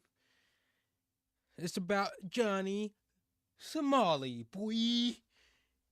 Okay, but anyways, let's see what our boy has to say about him. This What's going on? disrespectful IRL streamer is in complete denial that he ruined his own life. I mean, it's so bad that he doesn't even understand the world of trouble he's actually in. Things have just got so bad for this guy that he is now promising to go back to harassing people in public while his trial is ongoing because... What? What? What? Are you serious? He's back on it again? He's already going to court. He has multiple court cases in different areas. So if this can go all bad for him. This first one, if he gets time, well, he's going to have to go to the other ones. Well, now he has a record now, so they can give him more time. It can be worse on him. What is he doing? This is so stupid. Like, I just don't understand. This hurts my brain so much. How can people... before I really start getting on the internet and watching, a lot of YouTubers and watching just a lot of YouTube in general, watching a lot of streamers and stuff, and being on Twitter and being on TikTok, Instagram, like I'm more on social media, like a lot of platforms now, Reddit, Discord, like a lot. Like I didn't realize how stupid and how hateful people can get, and are not towards me. It's fine if you have hate towards me, because I know a lot of people aren't gonna like me. That's besides the point. I'm just saying in general, this towards all kinds of stuff is just mind blowing. He no longer cares, I guess. If y'all want chaos, let me be your conduit. Let me be your bastion of the evil. If you want to see anarchy, if you're an anarchist and you want somebody that is going to crash out with no remorse, with no sense of self-worth, with no sense of self-preservation. I will be your man. As if you think he couldn't do anything dumber doing this during his ongoing criminal trial. He surprises us yet again. So obviously, we're talking about the IRL streamer Johnny Smalley, who's recently been held in Korea for months after streaming himself commit multiple felonies in Korea for donations and attention. This has obviously backfired a bunch against him because he's his own star witness against himself. Currently, he's facing several charges, some of which he's already pleaded guilty to, which I've already covered here on this channel since I flew out to South Korea for his trial. And going into that trial, I don't know why, but I thought maybe, just maybe he would be respectful and played a little bit smart for, you know, a better shot at a lighter sentence. But I was so incredibly wrong. I mean, the dude showed up over an hour late to his own trial, still drunk, because he decided to live stream drunk just hours before he had to wake up for his early morning trial. But as you guys know from watching my previous video, the trial couldn't have gone worse for him. He made an absolute terrible impression on the judge, and he accidentally leaked new charges against himself while he was drunk the night before. And I guess, like, as if things couldn't get more ironic, his case number ends with 666. So I don't know if that's intentional or not, but that's a wild coincidence. But either way, he for some reason thinks the trial went great for him and that he'll only get a slap on the wrist. You're the one who's gonna look so dumb when I don't get any jail time or anything. Like bro, I'm gonna laugh like a villain. Look, I did go there and recognize all the charges. I said I was guilty. I did say all this because it's just gonna be a fine. What the I'm just gonna pay and leave, bro. Like you can't go to jail for this. You can't. Like you literally cannot. Yeah, I was there. Things really did not go his way. How does he not realize? Since he pleaded guilty to multiple charges, he will now be convicted as a felon there, and he will now be charged as a repeat offender for his next case, which is a way more serious charge. And also, every clip that we're going to watch in today's video, he will only make things. That's what I mean. It's just gonna stack up on him. It's just gonna, like, at some point, like, they probably can't really do that much to him right now, you know, but you keep stacking this up, they're gonna get you. They're gonna get you. Things infinitely worse for himself as each clip goes by, because I keep saying this guy somehow always finds the dumbest way possible to react to every situation that he's in. It's like he's trying to go for a maximum sentence for all of his charges here, and the prosecutors and judge will see all of these videos here. I mean, now even the Korean media is calling for a harsh punishment for him, so there's a lot of pressure for this guy not to walk. And of course, he's his own star witness and making everything worse for himself, as he even confirmed in this video what we observed in the trial was true. He was indeed drunk. Hank is saying like long live China, something like that, but bro, I'm slurring. I'm drunk. This guy just consistently removes any plausible deniability from his own trial. But he did a breakdown where he talked about his side of the trial, and this is where we learned how delusional this dude really is. I'm gonna give you guys the post-trial breakdown. We have all this news right here from Korean and other sources. I want you guys to send me in the Discord right now to react to. I'm gonna give you the whole real, unadulterated, true story, because I have footage from the court that y'all haven't seen. I got footage from the court that y'all don't know about. They're claiming that like I came in and I was blindsided by the fact that I had a new charge and was like sitting in the wrong place and was nervous. This was a breeze, and the only reason I'm ready to start going live again, because honestly I have no fear. Like that's really, these people are clout chasing off my name so badly. Like look at this. I got these these are from Pakistan saying I arrived late and hungover. Okay, they're not lying about that part. I'll give you that. I was late to the court by like an hour. I was hungover. I'm gonna be honest about that. It wasn't really that big of a deal. It wasn't really that big of a deal. Okay. Everything you did in court signals to the judge that you don't care, nor respect them. You're doing nothing to favor any lighter sentence for yourself. But let's hear this full truth here. You know, I showed up drunk. I showed up happy. Like the charges that they have me put on, the charges that they have me for are such minor, minuscule charges. It's obstruction of, like, bro, spilling a cup of noodles, carrying a fish. But they got me for like spilling a cup of noodles. They got me for carrying a stinky fish. They got me for some, bro, like this You can't go to jail for that in any country. But the reason I've been quiet is I didn't want to really feed the trolls. I didn't really want to feed like this energy of these just lying and making up all this bullshit about me. Okay, so why would you risk extending your sentences by acting like a complete moron? It's also everything that he's done between these charges that also goes into account for when they're choosing how harsh they're going to be during the sentencing. And it doesn't help that everything he's done basically since he was served with his criminal lawsuit has hurt him more than help him. It just seems like he's still operating like he's in the US. Like, no, most likely you wouldn't get any serious prison time for any of these antics in the US. Yeah. In South Korea, the country that's held him in limbo there for over 4 months against his will, clearly they operate differently. So why would you ever act like a moron and test your luck when you really don't have to? Like, I cannot believe how low life you have to be to fly. And this Tozy made at least 21 videos about me. This made how many videos? Johnny Somali, he's over. 99 years, he's done. Like, I don't know how people still keep following for this. This made the same videos about me in Israel, Japan, like, and I'm still fine. The dude claims he's fine, yet this is him right now. As of now, he's a walking case of survivor bias, and it seems like he'll be stuck in Korea for at least the next year. What are you talking about? Still fine. I flew out to cover you being an absolute idiot in court. And yeah, we got some views. Meanwhile, you fly across the world to harass people in public for 40 viewers, and those people want to see you get hurt or arrested. I cover laughably stupid stuff on the internet, so I guess congratulations for being laughably stupid enough times for me to make so many videos on you. But sure, dude, go continue to harass people in Korea and see how that plays out for you in the multiple cases that are coming your way. Because that's exactly what he's planning, even though he has these ongoing trials. If y'all give me the support and the donations and the love, the power chats, the crypto donation,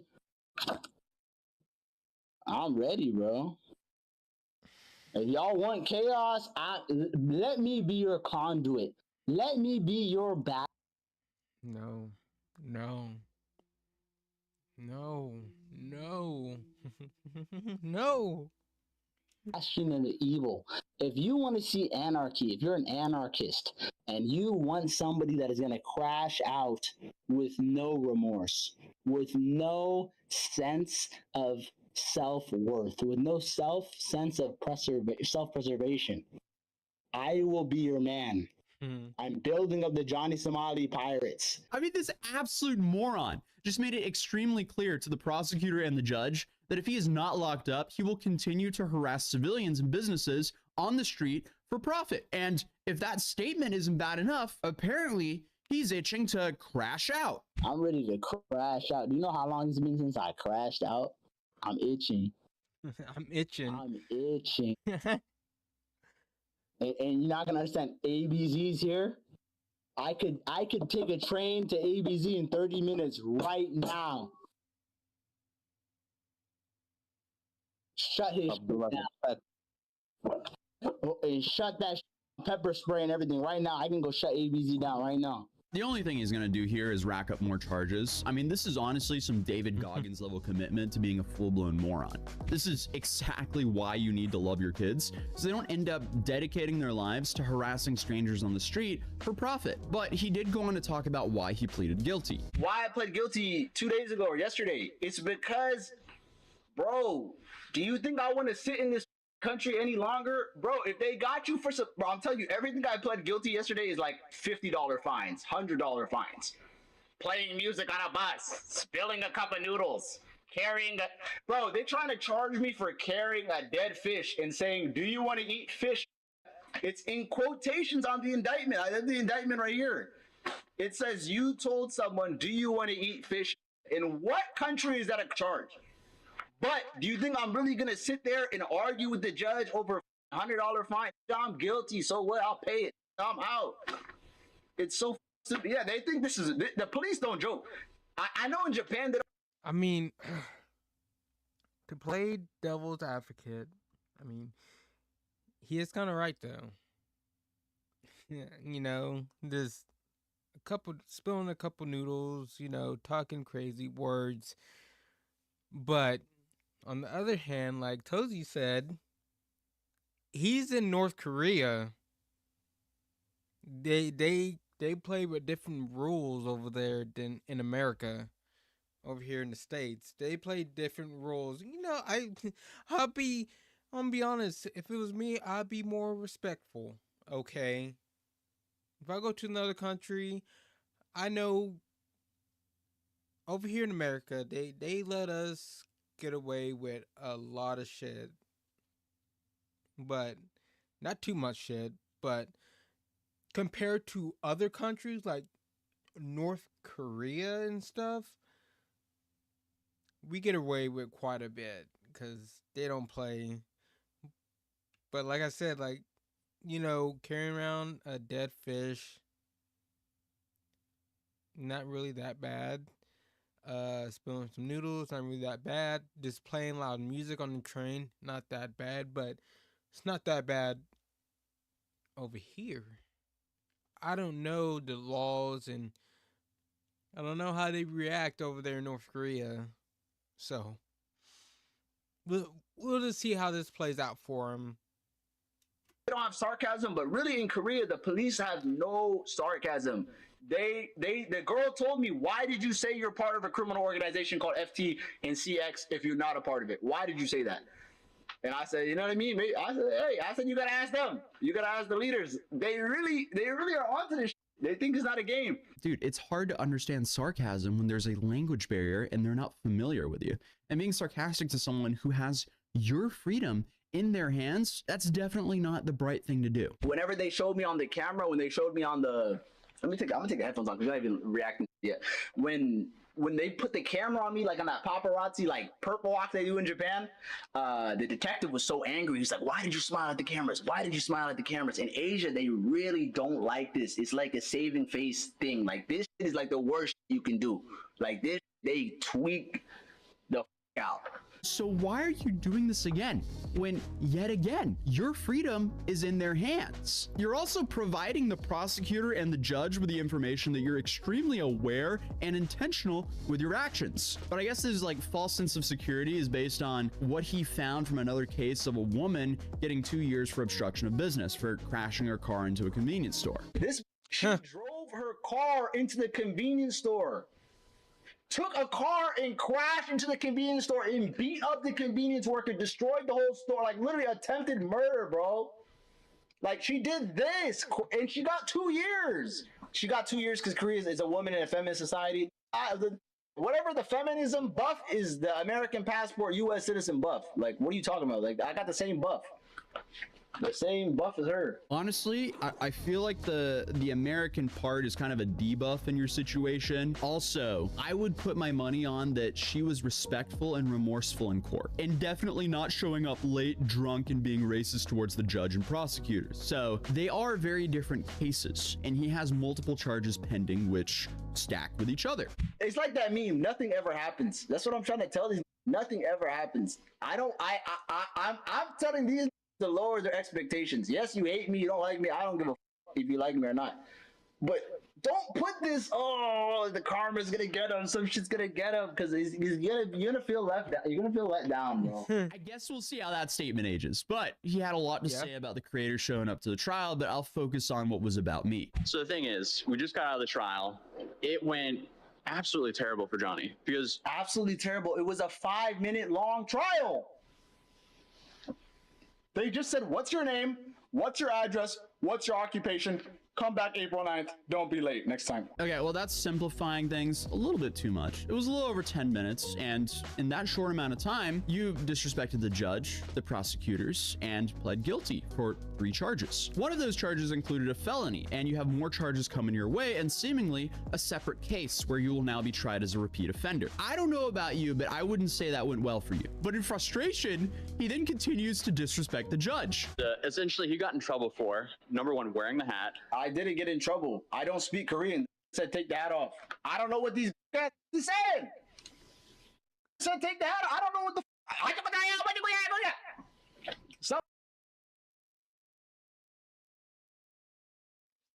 He said they didn't say take. Wait, what did you? Hold on. Let me go back. Cause let me. Said take the hat off. Before, number 1, wearing the hat. I didn't get in trouble. I don't speak Korean. Said take the hat off. I don't know. He said I didn't get in trouble. Take the hat off. I don't speak Korean. So how the fuck do you know if you got in trouble or not? Or like they didn't how do you not know? Like, I didn't get in trouble. Take the hat off. I don't speak Korean.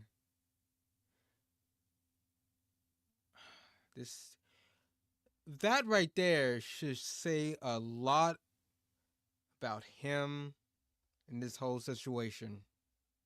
Right there. That should say a lot. Oh, fuck me. Know what these guys are saying?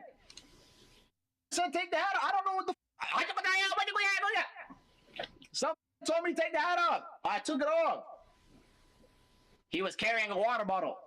Is that a like what? Like, bro, like they take the most little and try to make like they told him to take a hat off. So like, well, what? Like, what are you talking about? How stupid do you have to be? I mean, like, what do you mean talking the most little shit? I went there to report exactly what happened within those closed doors. So I'm walking everyone through from start to finish of what happened in that trial. Does it bother me that he had a water bottle?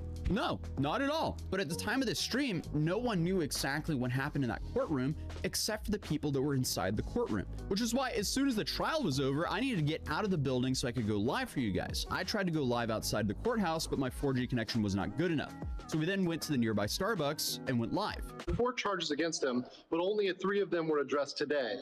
Okay. The 4th charge, which he just discovered about, How did I just discover about it? I can pull out the paper with the date on it that proves and show it to this camera that I knew about every single charge. Did you really? I mean, you probably had a friend read it, but you just said you don't know how to speak Korean. And I'm guessing, I could be wrong. I could be wrong. If you don't know how to speak Korean, you probably don't know how to really read it either. Okay?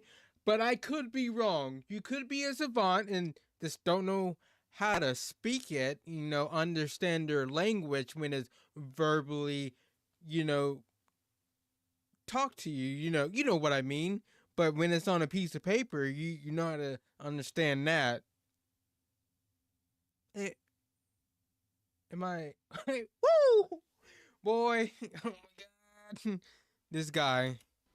They just make up. He didn't know. He didn't. No, you didn't know. Dude, we were there. This is why your next hearing is April 9th, because your lawyer needed time to review the new charge before you entered a plea. He's been playing his cards in the worst way possible. What worst way? I didn't do anything. Like, I haven't played any cards. Like, I'm not playing any cards. I'm just waiting for it to be over. But I'm just going to go. Listen, I'm going to tell this to these. I'm not. I hate that I'm keep pausing it, but he said I'm not playing any cards. I'm not. We can all see that. We can see that you're not playing with a full deck. That's obvious, okay? That is obvious. I'm just gonna say that. In Korea, these Koreans are locked in here with me. It's a big difference. It's a big difference. I'm sorry, man, but like he says that, but how many times has he got beat up? You know, you can probably look up his name, right? And it'd probably be some pictures where he's beat up.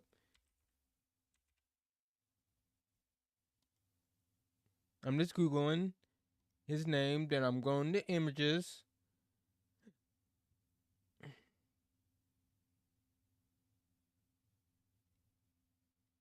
Well, okay, we know about that picture. We know about this one, okay? This is a big one. I guess is there only like one picture? I mean, so maybe if I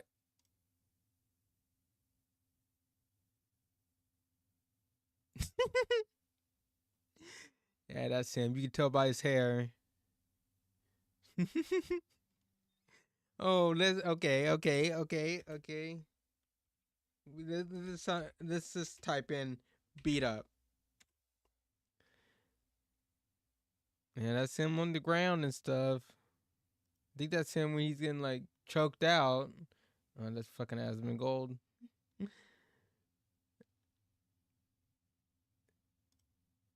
There it is. Yeah. So I don't think they're locked in there with you. You better rethink that one, buddy. I'm not locked in here. They locked in here with me. I didn't even, bro. If you think I caused chaos when I was going live, like in October and in September, bro, they haven't seen nothing yet. Dude literally says one card, so he goes ahead and doubles down and playing the worst hand possible. Like, if you are in a trial, harassing people in public for profit, and then you go home and announce on your live stream that you're just getting started, what happens to you, man. I mean, you're not giving the judge nor prosecutor any reason to go light on you. It's just not going to help your case at all. I mean, even in the US, that would be a dumb idea. But he's still somehow operating like he's in the US and isn't at the mercy of a foreign court system. But I mean, hey, whatever happens will just likely be jaw-droppingly stupid, and he will just yet again make everything worse for himself. For 5 minutes. I told you he flew from America. Imagine, bro, this flight was 12 hours to sit down for 5 minutes. 600 times the time. You flew 12, 15 hours for that? I guarantee you, he probably planned more than that. I mean, I would.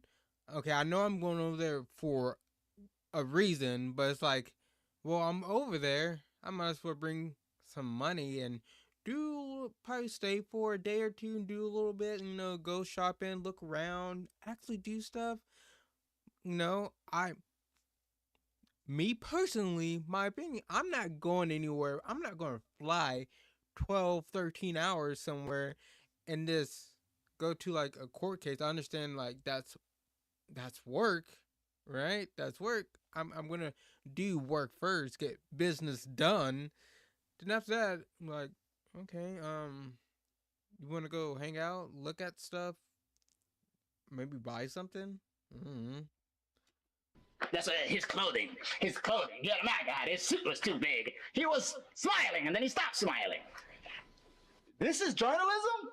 Yeah, you show up and report what happened. That's journalism. And I will be honest, if this trial was in a place that wasn't on my bucket list, I probably wouldn't have gone. But this just gave me a wonderful excuse to go explore Seoul for a couple days. So, I mean, I can't complain at all because I had a great time and some of the best food of my life. What did I say? I ate at a what did I say? Michelin-star restaurant, and I paid for both myself and my editor. And what we got was 2 bowls of hand-cut noodles and this like beef broth with beef, and then 2 orders of mandu, which I think are like it's like Korean dumplings essentially. And it was all for like $34. Hands down, top 3 noodle places I've had in my life. And then on top of that, like the people there are just amazing. I don't understand why someone like him would just show up and disrespect them for profit. Either way, life money. Is good, you just said it. I got a reason to go visit South Korea. Okay, so we have the 2 misdemeanors, which number 1. Money. You just said it. Like you probably don't understand it, but it's easy to see. It's money. It's easy money to get. Like I'll be honest. Like I thought about doing stupid stuff, like acting like him, kind of. Probably not as bad, but kind of similarly to him. But I'm not that kind of person. I'm a decent person. I don't want to cause stress on anyone. I just don't want to do that. So I just sit here in my room, play games, and react to stuff, give my opinions on stuff. Like somebody like Johnny Somali. Ooh. It was for the fish. Minor Crimes Act. The Minor Crimes Act, which are essentially Minor Crimes Act, misdemeanor. So why don't you tell everybody the max fine is $50, $100 for that? Why don't they tell me? They don't want to tell me the truth. Yeah, about 2 minor crimes. That's $100, $150 for 2. It's like $70 each. Why did they tell us the truth? Okay. Then once you stack those misdemeanors with the felonies and the amount of time that he's stuck in Korea waiting for his trial, and suddenly he's there for a long time. He's sitting there laughing, but he's the only one here who's being held against his will in Korea. You have to have some kind of weirdness in your brain. I'm gonna fly 7,000 miles across the world to watch a 5-minute hearing. They said, what's your name? What's your address? What's your occupation? Okay, bye-bye. See you April 9th. Minor tickets, fines. I don't know what these guys going to be an O.J. Simpson trial. The dude is just so mad that people showed up and told the world how cooked he seems to be. Like, the only good thing he has going for himself here is at least he's stuck in an awesome country. But a Korean lawyer did also come out and share his opinion that a slap on the wrist is not really in the cards for Johnny here either. So Johnny, he can just spin it however he wants, but the fact of the matter is he could not return to the US right now, no matter how much he wants to. You're the one who's gonna look so dumb when I don't get any jail time or anything. Like bro, I'm gonna laugh like a villain. Look, I did go there and recognize all the charges. I said I was guilty. I did say all this because it's just gonna be a fine. What the? I'm just gonna pay it and leave, bro. Like you can't go to jail for this. You can't. Like you literally cannot. I mean, again, I wouldn't really say that's a good strategy for his trial, but it's not like anything he's done has been a good strategy for his trial. So it's not like too much has changed here. So I guess with some time, we'll find out what actually happens. But if you want to see the full coverage of the trial, you can watch this video right here. And I'll be dropping a vlog of my journey in Korea for the members only here on the channel as well in the next couple of days. But other than that, if you're new here, feel free to subscribe, drop a like if you enjoyed this video, and I'll see you guys in the next video. Peace. Go ahead, give this guy, oh, fuck me. Go back. This disrespectful IRL streamer. Give this video a like. I liked it. It's pretty good, but Jolly, oh my gosh, this guy right here, bro. Why can't he just be a decent person? Is that so hard to ask? Just being a decent person? Am I crazy? Maybe I'm crazy. Maybe this whole time I'm just crazy. Everybody around me is crazy. Everybody who is a halfway decent, respectable person is crazy. I don't fucking know anymore, man. But we'll see what happens. Maybe Johnny is right. It's gonna be a little slap on the wrist. Pay $150, $200, and he's out. Okay, he is out of here. Maybe, but we'll just have to see and find out. Leave me a like. Leave Tuesday a like. Subscribe to me. Ring that bell for more videos, because I just like to react to what's going on with everything, okay? Games, other content creators, good or bad. I just like to put my opinions out there. I know you probably won't disagree, probably won't agree, and you may agree with, I don't know what I'm saying. Have a good day or night, okay? Wherever you're watching this. Peace.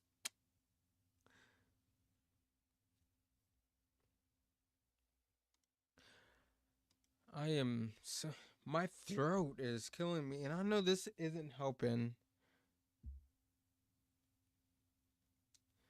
I swear, I felt fine when I woke up.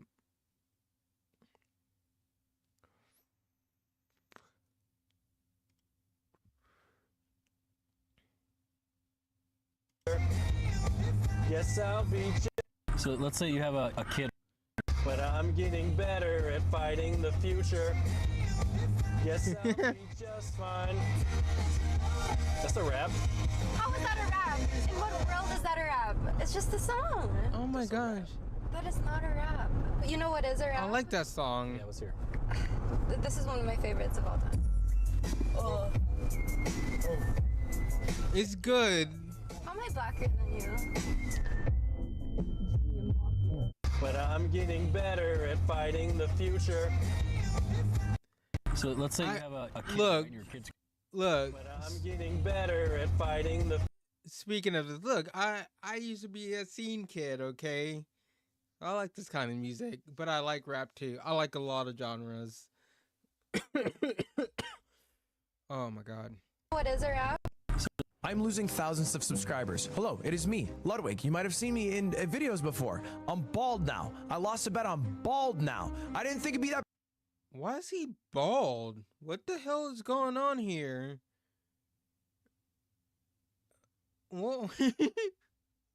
What? Why is he bald, man? I'm not gonna lie. I'm not gonna lie. Do I have to say it? What he looks like?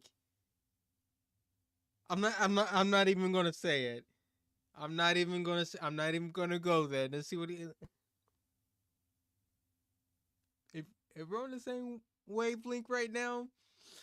Not big of a deal. With the wife beater, with the tattoos, with the bald. For a man to go bald, it happens often, but for me, it is ruining my YouTube channel. Don't believe me? Look at the DMs I'm receiving. This is a viewer who has messaged me like every day for the past 3 months to come to their college graduation. And the day I go bald, please don't reply or come to my graduation with that peanut-shaped head. For future inquiries, please message me with a full set of your natural hair. That's just one example, dude. On the VOD where I shaved my head, I've already lost 100 subscribers. So for every person who subscribes from this short, I will wait 1 day to shave my head bald again. I'm losing thousands of subscribers. Hello, it is me, Ludwig. You might have seen me in videos before. I'm bald. When you eat lean. So when I was playing Monster Hunter Wilds with a friend the other day, he showed me a sword and shield technique I had never seen before. When I asked him where he learned it, he said that none of the YouTube tutorials he watched covered it, and he had discovered it on his own.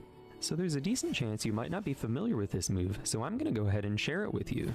As we know, attacking the same area of a monster multiple times can open up a wound which you can focus strike for a special attack. But before a wound opens fully, we can observe the affected area first show up as this white patch.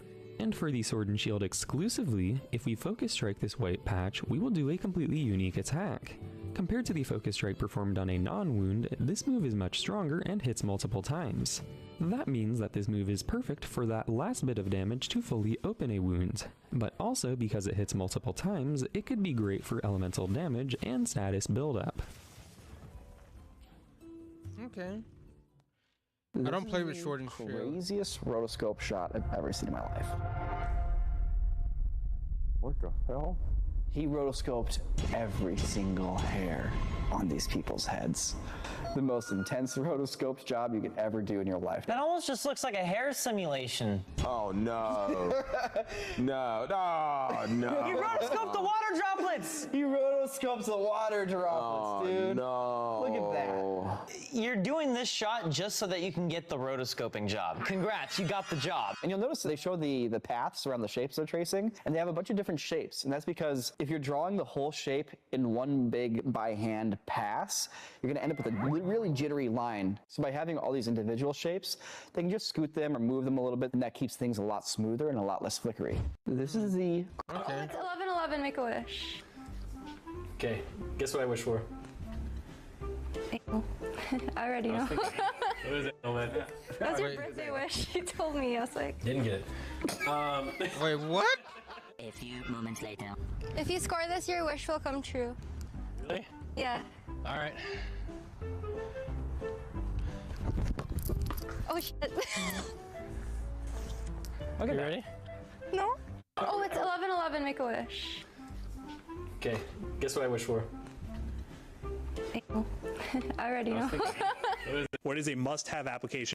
Why is Invincible still losing to weak villains like this Chinese dragon and the Mauler twins? Because we literally saw him undergo a training camp where his strength increased by 138%. And according to Cecil, he can now beat Anissa, who he only had an 18% chance of survival against. However, right after this, he was fiddled around by the Mauler twins and needed Oliver to come to his rescue. And later, he is fighting Mr. Louis' dragon with the help of Adam Eve, but still struggles and only survives because Machine Head shot Mr. Louis. Well, you might think he is holding back because he doesn't want to end up a killer just like his father and the other Mark variants, but it also doesn't make sense for his defense to be that weak. So the most reasonable explanation is the power scaling issue, which means the villains are made to be much stronger in Season 3. Why is Invincible still losing to weak villains like this Chinese dragon and the Mauler twins? Because we literally saw him undergo a training camp where his strength increased by 138%. And according to Cecil, he can now beat Anissa, who he only had an 18% chance of survival against. However, right after this, he was fiddled around by the Mauler twins and needed Oliver to come to his rescue. And later, he is fighting Mr. Louis' dragon with the help of Adam Eve, but still struggles and only survives because Machine Head shot Mr. Louis. Well, you might think he is holding back because he doesn't want to end up a killer just like his father and the other Mark variants, but it also doesn't make sense for his defense to be that weak. So the most reasonable explanation is the power scaling issue, which means the villains are made to be much stronger in Season 3.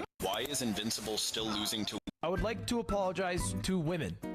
More specifically, I would like to apologize to Fuslie. You see, I made a video not too long ago called I Play Jeopardy with My Dumbest Friends, and I put Fuslie and Valkyrae on the thumbnail. I don't actually think they're my dumbest friends, but I didn't realize just how much I'd pissed them off. You see, we were playing Mario Party, but every time you won, you had to spin the wheel, as a punishment for being good, I guess. But I wasn't ready for when it landed on this.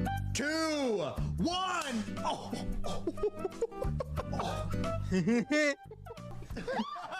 I would like to apologize to women. More specifically, I would like to apologize to Fuslie. You see, I was trying to get to my liked videos on Instagram. Likes, they make it a lot harder on Instagram. Well, at least the like website version of it, because usually, like, if I can see my post, right.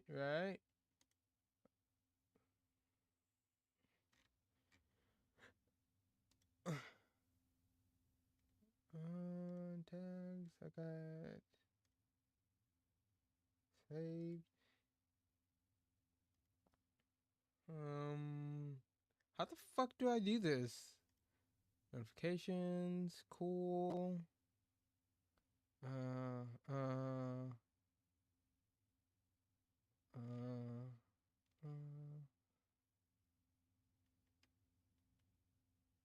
Wait, what is this?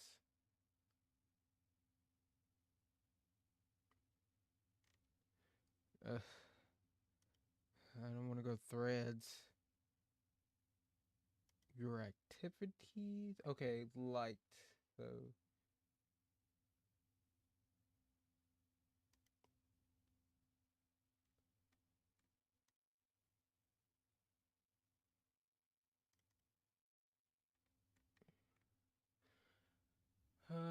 so can I like make this like bigger?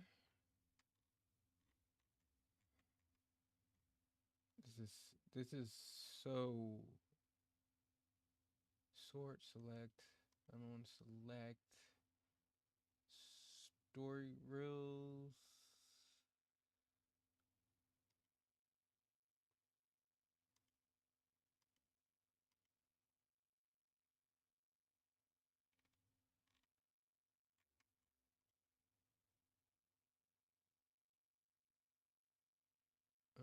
Okay. Well, I guess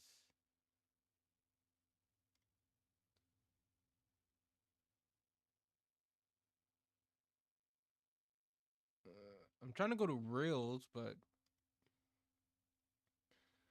I don't know what's going on right now with them. Home.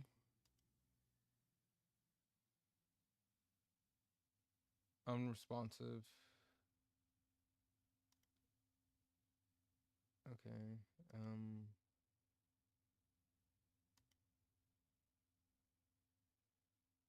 Instagram is like fucking up. Okay, here we go.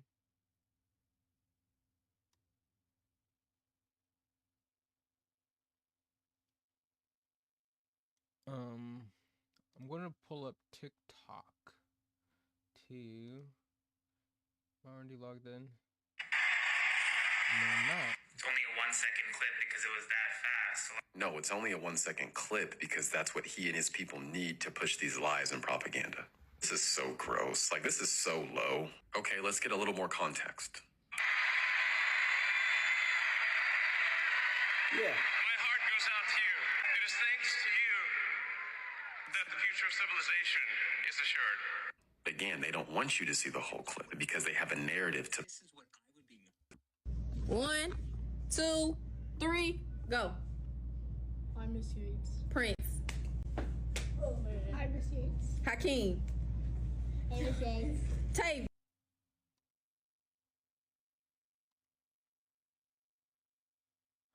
All right, let's check out some clips on, I guess, Instagram, TikTok, all that good stuff before I get off. Oh my gosh.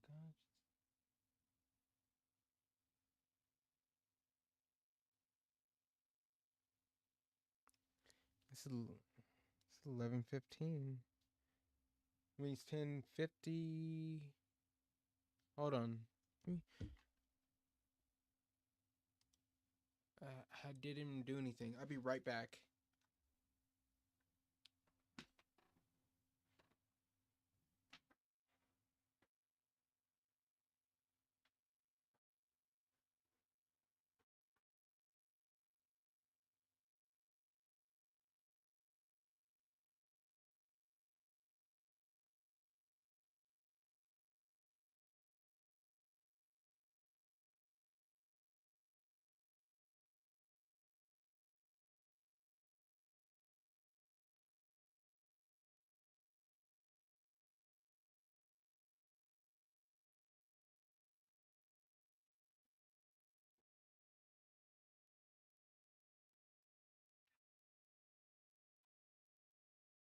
All right.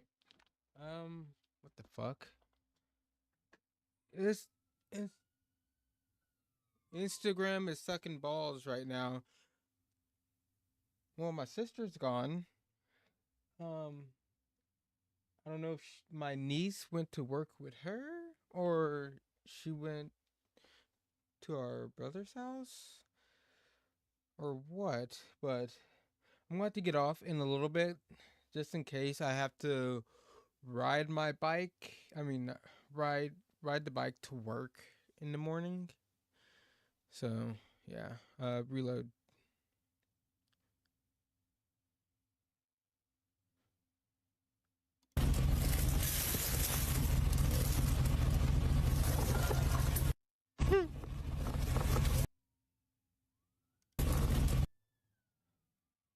Can you like make this Say this. I don't like Instagram. Okay. David. We're going to TikTok. Olivia. Like my niggas, tall and grand. What else? Social Security is the biggest Ponzi scheme of all time. Like if you look at the future obligations of Social Security, it far exceeds the tax revenue. Elon, I'm going to destroy your argument in under 60 seconds. First of all, a Ponzi... Social Security is Social Security is the biggest Ponzi scheme of all time. Like if you look at the future obligations of Social Security, it far exceeds the tax revenue. Elon, I'm going to destroy your argument in under 60 seconds. First of all, a... Okay, I want to see it. 60 seconds. Let's go.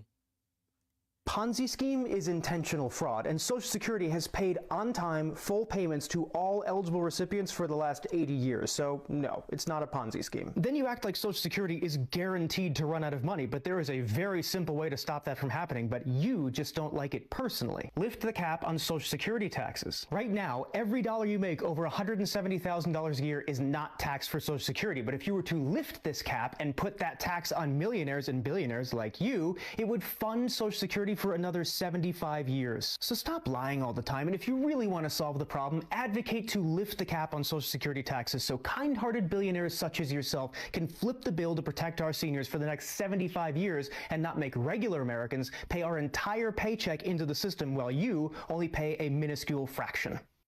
Social Security is the... Well. Is Marvel Rivals really...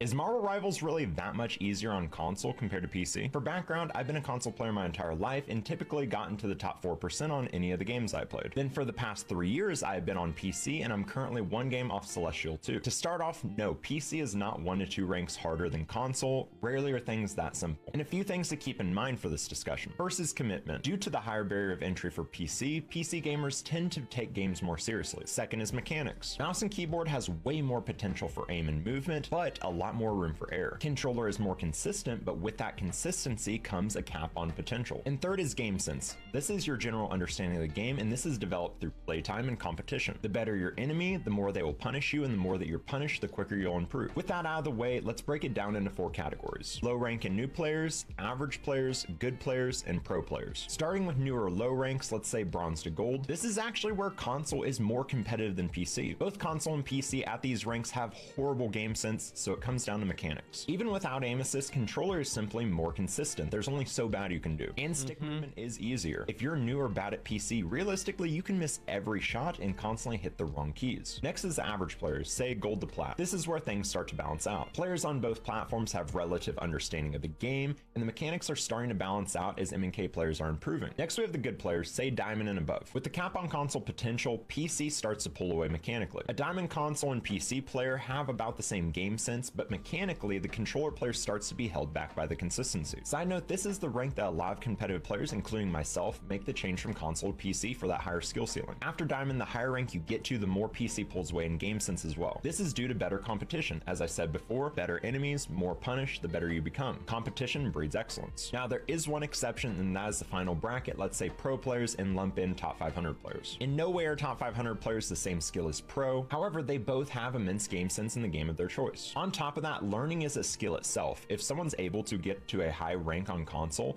they should, in theory, have the potential to be able to pick mouse and keyboard up if they were able to switch and compete at a similar level. With that said, until the console player changes to PC, the PC lobbies are still going to be way more competitive at the top 500.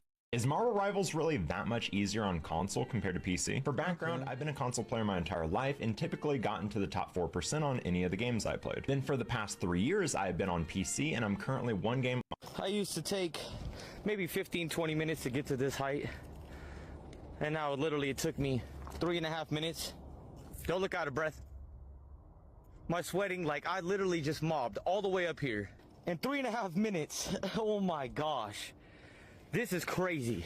Nose all running, fast no bunny. Take it to the crib, make a drink coming. I'm from the hood, I ain't never did this, but now I can say that I done it. Cocaine blame, that's my dog. I called them up to house this slut. We gon' fuck her in the back of the bus and fill her nose up full of that dust. 3-6 Mafia, wild nose all. Okay, I'll give that to her. Nose all running. I had him beat. And this nigga up's 100-foot tall, mighty morphin chocolate demon nigga, what's the fuck? This nigga was damn near born a Joni. What do you want me to do? He supposed to be a pacifist? Yeah, why? I can't fucking tell. He smoked his whole fucking family. You don't give no fuck about me. Stop fucking telling me he loved his brother. He made that nigga watch his parents die 1,000 times, nigga. Bruce Wayne only needed to see it once. Sir, sit your ass down. Lenny and the Tsukuyomi had that nigga getting jumped for 4 days straight. Nigga, if you see Itachi, chances are that nigga already seen you. And if that nigga already seen you, it's already over. He couldn't have been that strong. No, all he did was look at that nigga Kakashi and had him out for 2 weeks. Why is this entire bloodline full of evil-ass emo niggas? So Uchiha's the strongest clan. Mm-hmm. And he smoked them all by himself? Yup.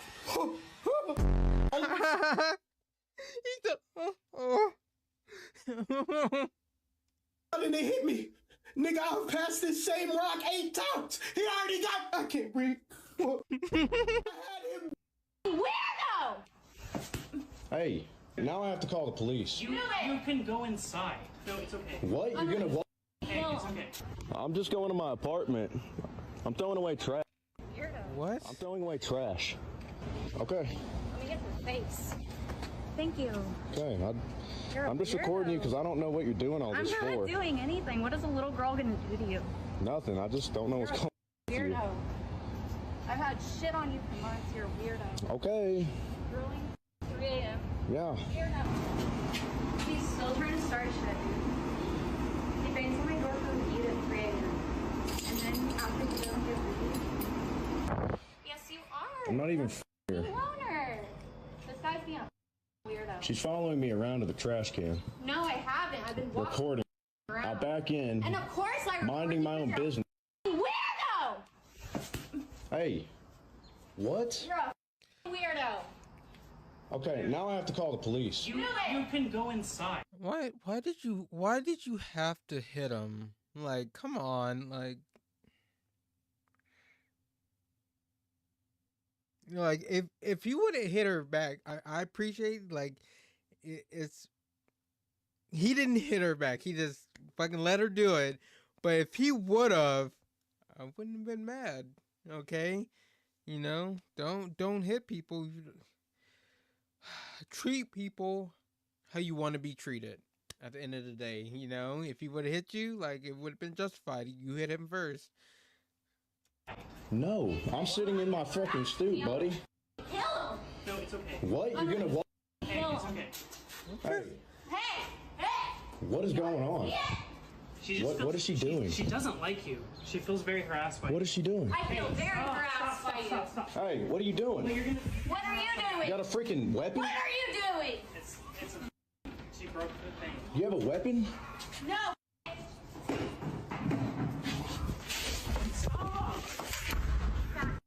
What the fuck is... Hey, now I have to call the police. What is wrong with her? Oh my gosh. Okay. She needs help. So I was talking to a male. So what's it like? So I was talking to a male friend of mine the other day, and he told me that women don't apologize and women can't be held accountable. And I began to really think deeply about this idea. And one of the things that came... A lot of them. Not all of them. Not most of them, but some of them, yeah. He can't.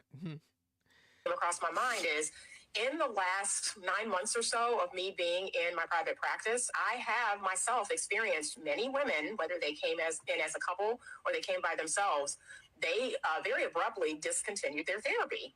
And I started to reflect and really think, you know, what was going on here? And I noticed that after I had to confront them about something, I had to bring to their attention something they were doing that wasn't contributing to the health of the relationship, they became very defensive and very, you know, just very harsh, and they stopped coming. And even though the husband would continue to come, he made it very clear that, yeah, she won't apologize. She thinks you're wrong. She thinks you're taking my side. And I began to really reflect, like, oh my gosh, is it true that women don't apologize? Is it that women struggle with being held accountable? I'd love your thoughts on this. Me personally, I think it has to do with a person's level of emotional maturity. What do you think? I have been trained, very strongly trained by my mentor, to never believe a woman's story in her marriage. I can't tell you the amount of times that I have. Damn. Okay. I wasn't expecting that one. That says a lot. That says a lot. Whether you like it or not. I've gotten sucked into a woman's story because we are so convincing. We are so manipulative. We know how to dramatize and exaggerate the circumstances and experiences in the marriage to suck someone in, to feel sorry for us, to validate us in our victim story. And have even really no awareness to question that story from a woman and try to understand, well, what would the husband say, or what's his experience, so what's his side of the story. And we bring that into therapy. So like I said, I can't tell you how many times over 10 years that I got sucked into a woman's story, and my mentor had to help me break through my cognitive dissonance and get back to the fundamental truth that I know. I've gotten so much better. It's very rare that happens now, but it can still happen because we are so convincing. It's just like, it would almost be blasphemy to not believe some of the things a woman says. And oh my gosh, I'm so sorry you have to, that's terrible. Maybe he's not a good man. We are so convincing. And I've also had the pleasure over the years where I've worked with a woman. She has a strong story of her husband and how he can be aggressive or controlling and a narcissist. And she paints this story. And then I've had the pleasure to actually meet her husband, because she's tried to, you know, we always want our husbands to change. So it's interesting, women will convince their husbands to take my men's course, which is interesting because of what I teach men in that course, which is about all our woman ways and how men have to take their power back. But I've met these husbands, and I meet them, and it's like, oh my gosh, I can't believe she has this story of this man, because they're the typical good man, just loves their wife, is caring, is confused about how they're always wrong and can't be right. And when I meet the husband, it doesn't add up at all with the woman's story of him. So therapists are not trained to break through the stories of a woman. And because they're already biased, they already have that gender bias to believe and take on the perceptions of the woman and have that prejudice towards men, they get sucked in. And here's the thing, is that the very same tactics we use as women in a marriage to manipulate our husbands and brainwash them to believe they are the problem are the same manipulative tactics that we use to draw a therapist into our story and get the therapist on our side. We're using the same tactics, and then the therapist gets brainwashed into believing the man is the problem. I've had several female clients over the years who very quickly trusted me because I didn't buy into their stories, and I called them out on it. I have one client in particular, I will never forget my first conversation with her.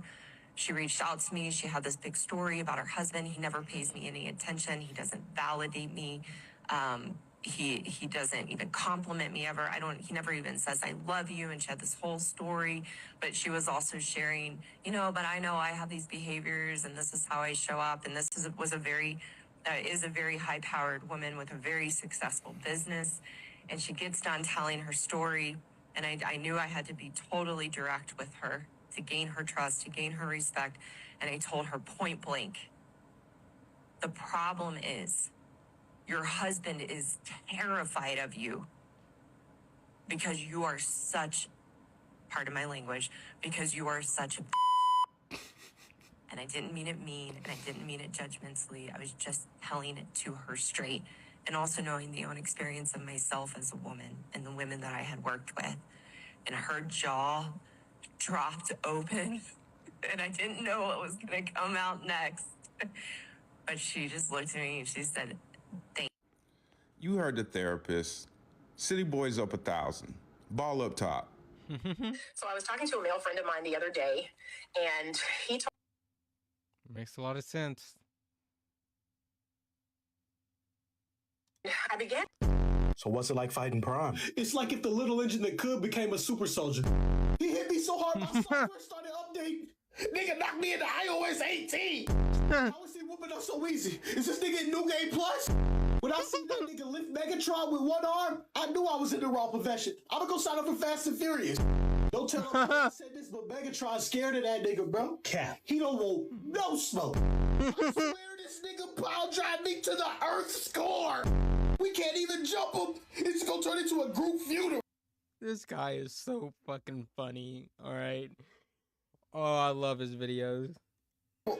We were doing pretty good, and then he yelled out for Cybertruck. Nigga, that's the last thing I remember.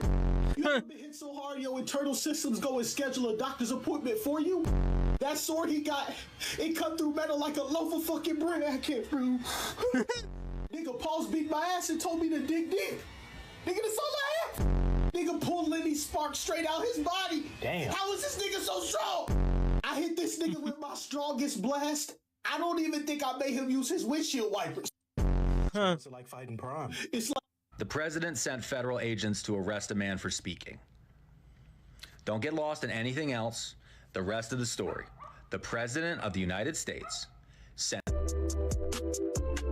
Women come and lead with fit this, or you have no value.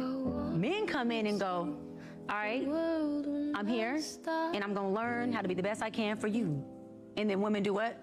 You're taking too long. You're not getting there because you haven't fit the box of the fairy tale. I want to say 100%, but I'm going to go 99.9% of women who come in my office, I'm having to work on breaking their fairy tale ideology of their husband. And hold on, let me say this. To his defense, they almost always have an amazing husband. But because his amazingness doesn't fit her idea of amazing, guess what? He ain't shit. To her. Women come and lead with fit this. She's right. For a lot of women, like, if you know me, like, I appreciate how you are. I'm not here to change you. Okay? Not in any kind of way. I'm here to make you better and uplift you and appreciate you. That's all I'm here for. Like, I'm just here not to, bring you down in any kind of way at all. I'm here to encourage you, be your better half in any way I can be. And I'm pretty sure a lot of guys feel the same way too, But for women, they already have a box for you. And if you don't fit in that box, shit, it can be multiple boxes. If you don't check none of those boxes for them, well, that's it. You can't change. They're not going to help you. They're not going to uplift you, stand by your side.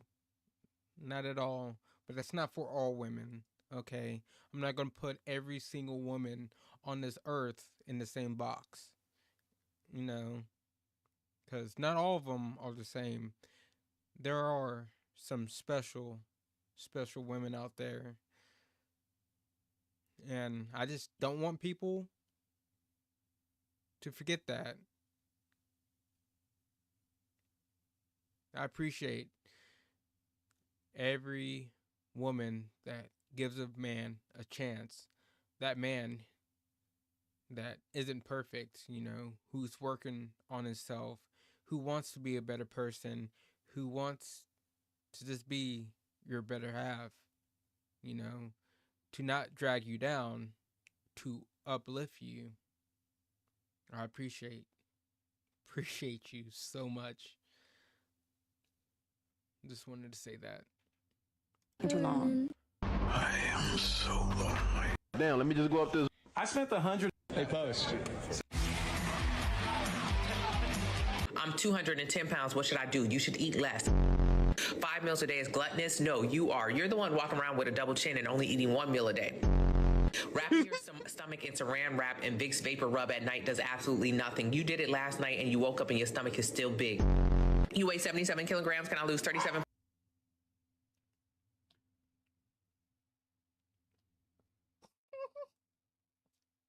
She's telling the truth, though. 0.5 by the summer if you cut off both legs. You know what? I'm sorry. I want you to still be able to hop around. So cut off 1 leg and 1 arm. You need to lose 20 pounds. You need to eat less then. You eat 1 meal a day and your back is as big as a linebacker. I think that's gluttony. Oh, okay. I feel bad because I'm eating my big back meal right now. Yes, that's why your back is big. Why do you feel bad? Your bed should feel bad how much weight you putting on it. The average American eats almost 4,000 calories a day. You eat 4,000 calories a day. That's why you don't have no profile photo. I eat 2,000 calories a day. Okay, that's why I got a profile photo. You want Gatorade and Powerade every time you drink. For what? When's the last time you were on the gridiron? I know you might be shaped like a linebacker, but when's the last time you actually was on the gridiron talking about blue 42? How about prune juice? You've had enough prune juice. If you can't doodle, just drink more water. Some meals that you eat will just taste like a better looking body. That's it. I'm 210 pounds. What should I do? You should eat less. 5 meals a day is gluttonous? No, you are. The thing, yeah, go ahead. When Elon did the shit, right? There was a whole group of people on social media to, oh yeah, no, he just, it was a Roman salute. It was this and that. I'm like, okay, do it. Record yourself doing the same shit Elon did, post it. They would do this, and then they would... Yeah, zoom the camera in. So you see their shoulder, but you can't see the arm. Now send it to your manager. Send it to your manager. I promise. Yeah, send it to your manager. I saw one woman who did it. She was like, yeah, my art goes out. She got fired. Where'd she work at? I don't know where she worked at exactly. They got her. It's funny though. Yeah, she did it. She got fired. Shout out Costco, man. I know. She was an old white woman, got her out of there. She was cooked. Like we're not, y'all know what it is. Exactly. But the problem is, a lot of these people, like you said, who know nothing about nothing, but have all this like pent up like rage, anger, and bullshit talking points that they buy into, they get platforms and they just spew it and people buy into it. The thing, yeah, go ahead. When Elon, He's not wrong. Shit, right? He's not wrong. Okay. he just, it was a wrong. If you're working the same job position as someone else, you should absolutely get the same pay. Unless, of course, you're a woman. Dating apps will not work. What even is cilantro? Homosexuals are gay. I mean, seriously. What? So you just can't put the blacks with the whites. What? There's just no way. I mean, it hasn't worked in the past. It's certainly never going to work in the future. Like, you just cannot. So, black people. That's when I realized I'm Hitler. What?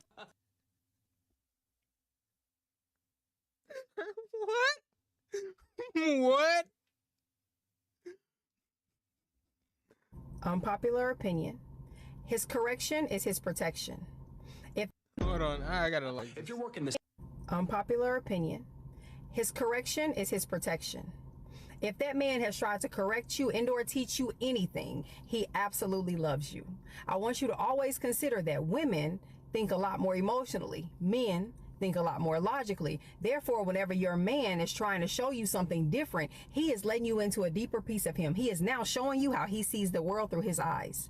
So you don't think about a lot of little things that's going on behind the scenes because you typically with him, right? But he has to protect you whenever he's not as well, because that's still his job. He's still going to play that role for you, period, because he feels like he is your protector. Therefore, whenever he is trying to correct you and or teach you anything, don't take it offensive. He's not trying to belittle you.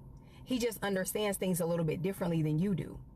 It's one of the best ways that he can show you that he loves you without actually having to say the words. Don't take that for granted. Understand what's going on around you and what he's doing. Unpopular opinion. His correction is his protection. Appreciate that, Fist. And when Bill Burr caught wind of this, he called Elon out for it. And unlike most comedians in the so-called Rogan sphere, Bill is actually a true comedian. He doesn't pander to billionaire weirdos or play into whatever culture war that'll make him more popular with right-wing podcast listeners. So when it came to Elon, Bill did not hold back. And look at that guy. With his Turkish hair plugs and his laminated face, and now he's out here Sieg Heiling.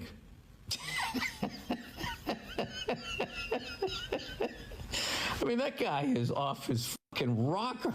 All of these movies along the fucking way, The Greatest Generation, D-Day, all of those lives that were sacrificed so that people could live free. And this fucking nerd, because he couldn't get any pussy in high school, is now identifying with Hitler. Why would he be a Nazi? Like, what does he feel he's not getting as a white man? I mean, it's like you're a fucking billion. You got more money than anybody. You're still upset? That is a good question. What does Elon feel like he's not getting as a white man? A white immigrant man at that, from South Africa. By far one of the richest men in the world. What does he feel like, doing that whole thing on stage and, with the whole... I'm a gamer, so I know about the whole gaming thing, pretending like you played a game. Why? What does this man feel like he's not getting? I don't know. Like, how do you have the bandwidth with the amount of fire you're shooting rockets off and all of this stuff? You still have the bandwidth to to be like not liking people because they don't look like you? Is that what it is? I mean, to be honest with you. Hey, Elon Musk, if you don't mind, we'd like to enjoy our life. I don't think we need to reboot Adolf Hitler, you fucking lunatic. I'm sorry pretty girls don't like you until you have $1 billion. And when Bill Burr caught wind of this, he called Elon out for it. So I've been banned from my school's Asian frat for some time now, and I don't really blame them for it, but I just want to tell the story. So it's a very, very long time ago. My freshman year, back in 2023, it was rush week, and I was rushing the Asian frat, and they were holding this, it was like a Taco Tuesday type of night into an after party. This was like an invitational thing, but I had an invite. So I invited some of my friends, and I invited one white dude, two Asians, and one like Filipino passing guy. And you might be like, oh, like why are the races important? Well, this is why. So we pull up to the taco night, right? And even before the party even gets started, even before anything, there's already an issue. Because at the door, the brothers were like, why the hell are there like 2-3 white people trying to get in here? Like, and it sounds racist, but like I kind of understand like why are there these white people pulling up to this Asian frat, and they were low-key pressing them a little bit. So we like sorted it out. After a little bit, the party starts, right? Maybe like an hour or so. They're pouring shots instead of like beer. So, you know, it was cool. We were drinking a lot, and we were low-key having a lot of fun. And after a couple hours pass, one of the Asian dudes was like to me like, yo, let's low-key get out of here. Like, so me and him leave, but before we leave, I'm like looking around and I see a handle on the table, and I'm like, oh, I want that. So, and we were making our way out, and near the entrance, like on the sitting outside on the steps, are like 7 brothers just like chilling out there, right? And we like walked past them. I was all like straight faced and shit, and I really thought I made it past them. We were like about to turn the corner off of the street of the frat. Like this guy bolts over to me, and he's like this low-key big ass Asian dude, and I was like, ah, fuck, like like it's over. He was like, yo, give me, like I saw you take a handle, like give me that shit back. And I was like too incapacitated to like run or do anything, so I was like, all right, like my bad, like just like a little bitch. So my other friend wanted to go home after that, right? But I was like, but I had low-key sobered up because of that situation, and I was like, wait, I low-key want to go back in. But I was thinking like, how am I gonna get in if they now know I stole a handle? But my friend had a hoodie on and a hat, and I was like, yo, could I low-key take your stuff? And so I put his hat and hoodie on and walked back in, and they were like, yo, who are you? And I was like, I'm Tim Park. And mind you, it was like pretty dark, and they were like, all right, and they let me back in with my disguise. I was back in there with my 2 other friends who were still in there, and we were having a good time again. The party downstairs was like dying, and everybody shifted upstairs. There's a ping pong table with everybody's drinks on it, and everybody's like crowded around the ping pong table, like talking, drinking. And me and the white dude, we just like crashed into the ping pong table. I don't know what happened, but we like crashed into the ping pong table, and it collapses from the middle, and everybody's drinks splash on us. Like it's a whole scene. Everybody's looking at us, and then the brothers like took us outside and were like, yo, you're gonna fix this ping pong table. Like you guys are gonna come by the next day and fix this shit. And we were like, yeah, like yes sir, like we'll do that. And then we never ended up doing that. And I didn't think it'd be an issue. I didn't even think they'd remember me, but every time there's like a club event or like a party hosted there, I go there and they like specifically out me and tell me to get the fuck out, which is low-key valid.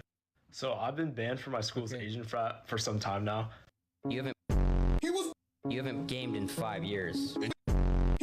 If you're missing 5 or more teeth, you need to listen. GM is the most boosted rank. It's a joke. I'm not the first person to say it. Tell me why every other live I scroll into on my For You page, there's a Grandmaster player doing VOD reviews and account reviews, and every time I open a comment section discussing something about Marvel Rivals, everybody's argument starts with, I'm GM, and Jeff and Rocket aren't even that bad of characters, people just don't know how to play them. Mantis and Adam aren't even good supports. GMs have no fucking clue what they're talking about. It's like watching a makeup tutorial from Ash Trevino, or learning how to make music from KSI. When you hit GM3, it says you're higher than 90% of players. Top 10%. That might sound like high elo, but for context, every other game, top 4% is like plat. And in a game like Marvel Rivals with over 40 million players, that's essentially over 4 million people who are in GM. All of a sudden, Grandmaster sounds more like fucking Grandmaster Beta. As soon as you hit level 10, you get placed bronze. So even the people that just play quick play are included in that percentage. So since only like 20% of the player base twice actually put time into ranked. Essentially, half of all players who play ranked are Grandmaster.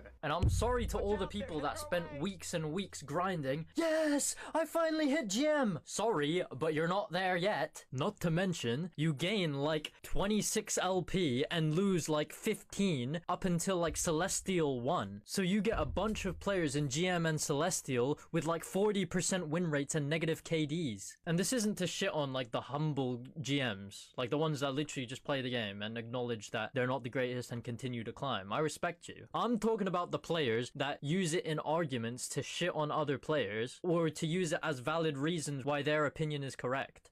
GM is the most...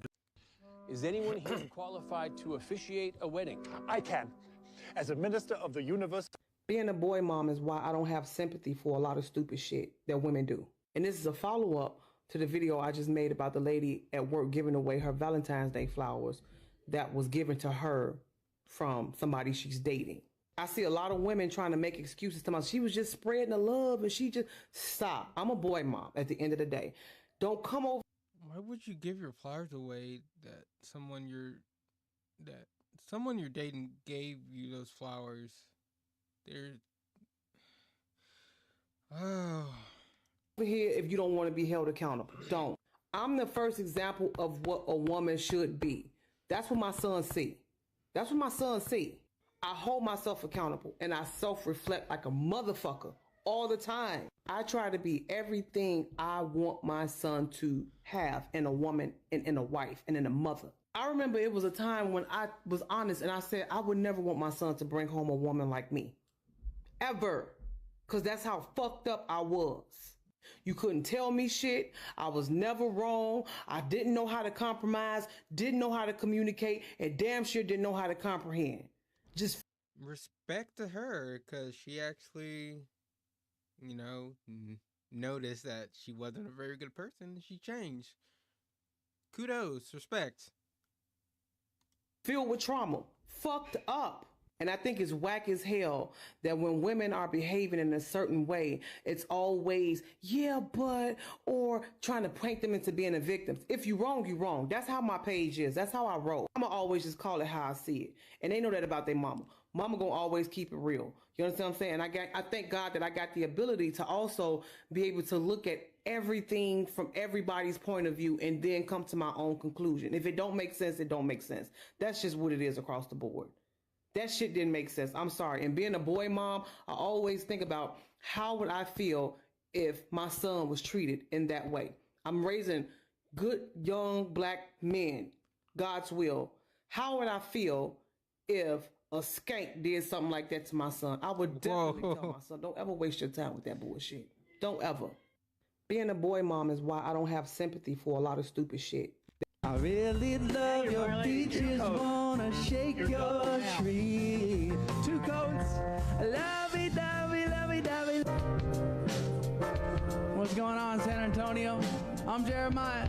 Ooh. Sunday morning, rain is falling. How's everybody doing? Steal some cover, share some skin. Hey. Clouds are shrouding us in moments unforgettable. You drift to fit the mood that I am in. Hey, yeah. But this just gets so crazy. Living life gets hard to do. And I would gladly hit the road, get up and go if I knew. How can you get mad at this? He's a pretty good singer.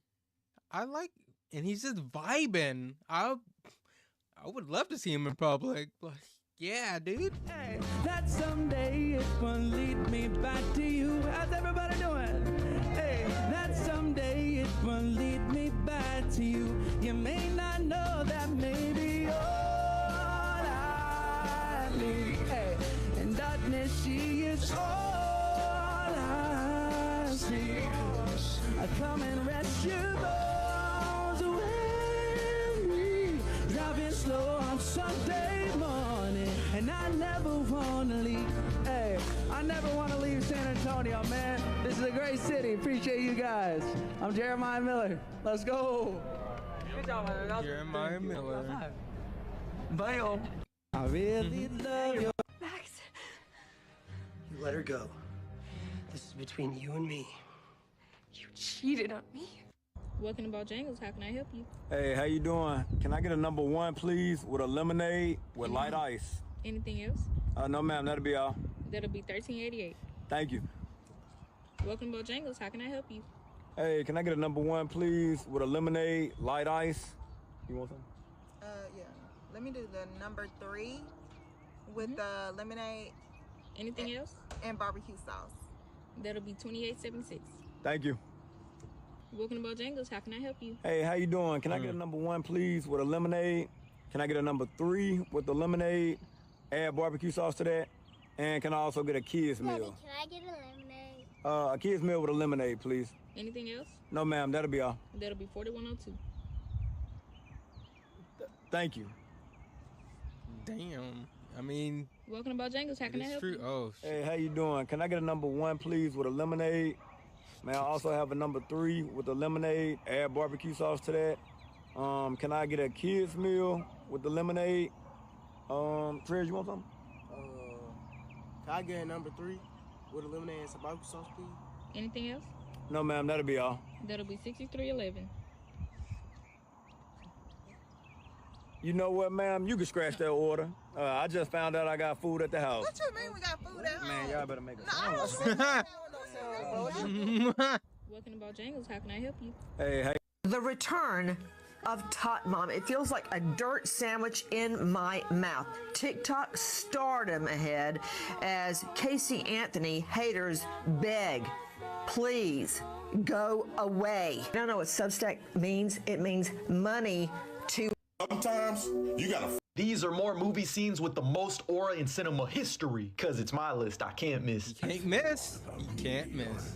The purity of them. Boom. The end. Start again. World made clean for the new man to rebuild. I was meant to be new. I was meant to be beautiful. You already know this shit means something to me. Cause I think Ultron was right. He spent one day on Twitter and said, yep, all these people gotta go.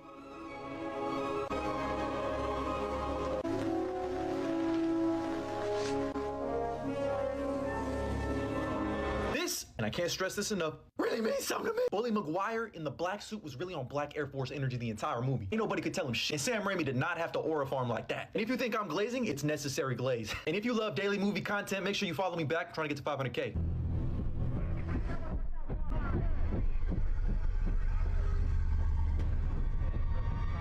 Yeah, the Monsterverse did a great job in giving kaiju aura. Apocalypse Kong. Is that a monkey? That man was swatting military helicopters like they were fly.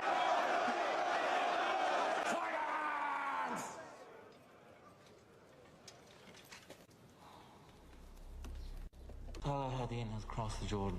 You already know how to put the King Baldwin up here. Come on, man. This is a definition of aura right here. That man, Edward Norton, was not playing. That man said, silence, pothead, and alcoholic is talking. This is how I need MCU Doctor Doom to be moving. But do we go for the trilogy? Do we need a part? What did it say? Silence, pothead, alcoholics talking. I am so fucking done right now. 3. These are more movie scenes.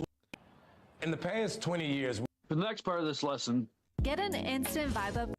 The whole DDG and Holly situation is fucking me up. And it's fucking me up because I'm black and I'm from the hood and I didn't have my dad. My siblings didn't have their dads. Different dads, by the way. Multiple shitty dads. My friends that I grew up with, that I met in school, they didn't have their dads. It was a blessing to have a dad. So the fact that he posting his son and doing this, y'all, he can do that. What society do we live in where it's horrible to post your child? I see people saying like, he doing all this content with girls. He never once mixed those things. You think he would be like drunk, high, or with girls with his son? What the fuck is wrong with y'all? Like, yo. And then he's not doing Deshae type content. He not calling girls bitches, grabbing asses, drunk, and being overly freaky. It's all verbal. All verbal, all playing. It's like, bro, it's harmless. And he's been doing it. Essence. In college. He's been doing it since college. He's been doing it since college. He's been doing it before her, before he had this, before she decided to have this kid with him. So, where does the real problem lie? Because it's not in DDG. He's been past college. Nigga about to reach his 30s. He in like, what, 26, 25, 26?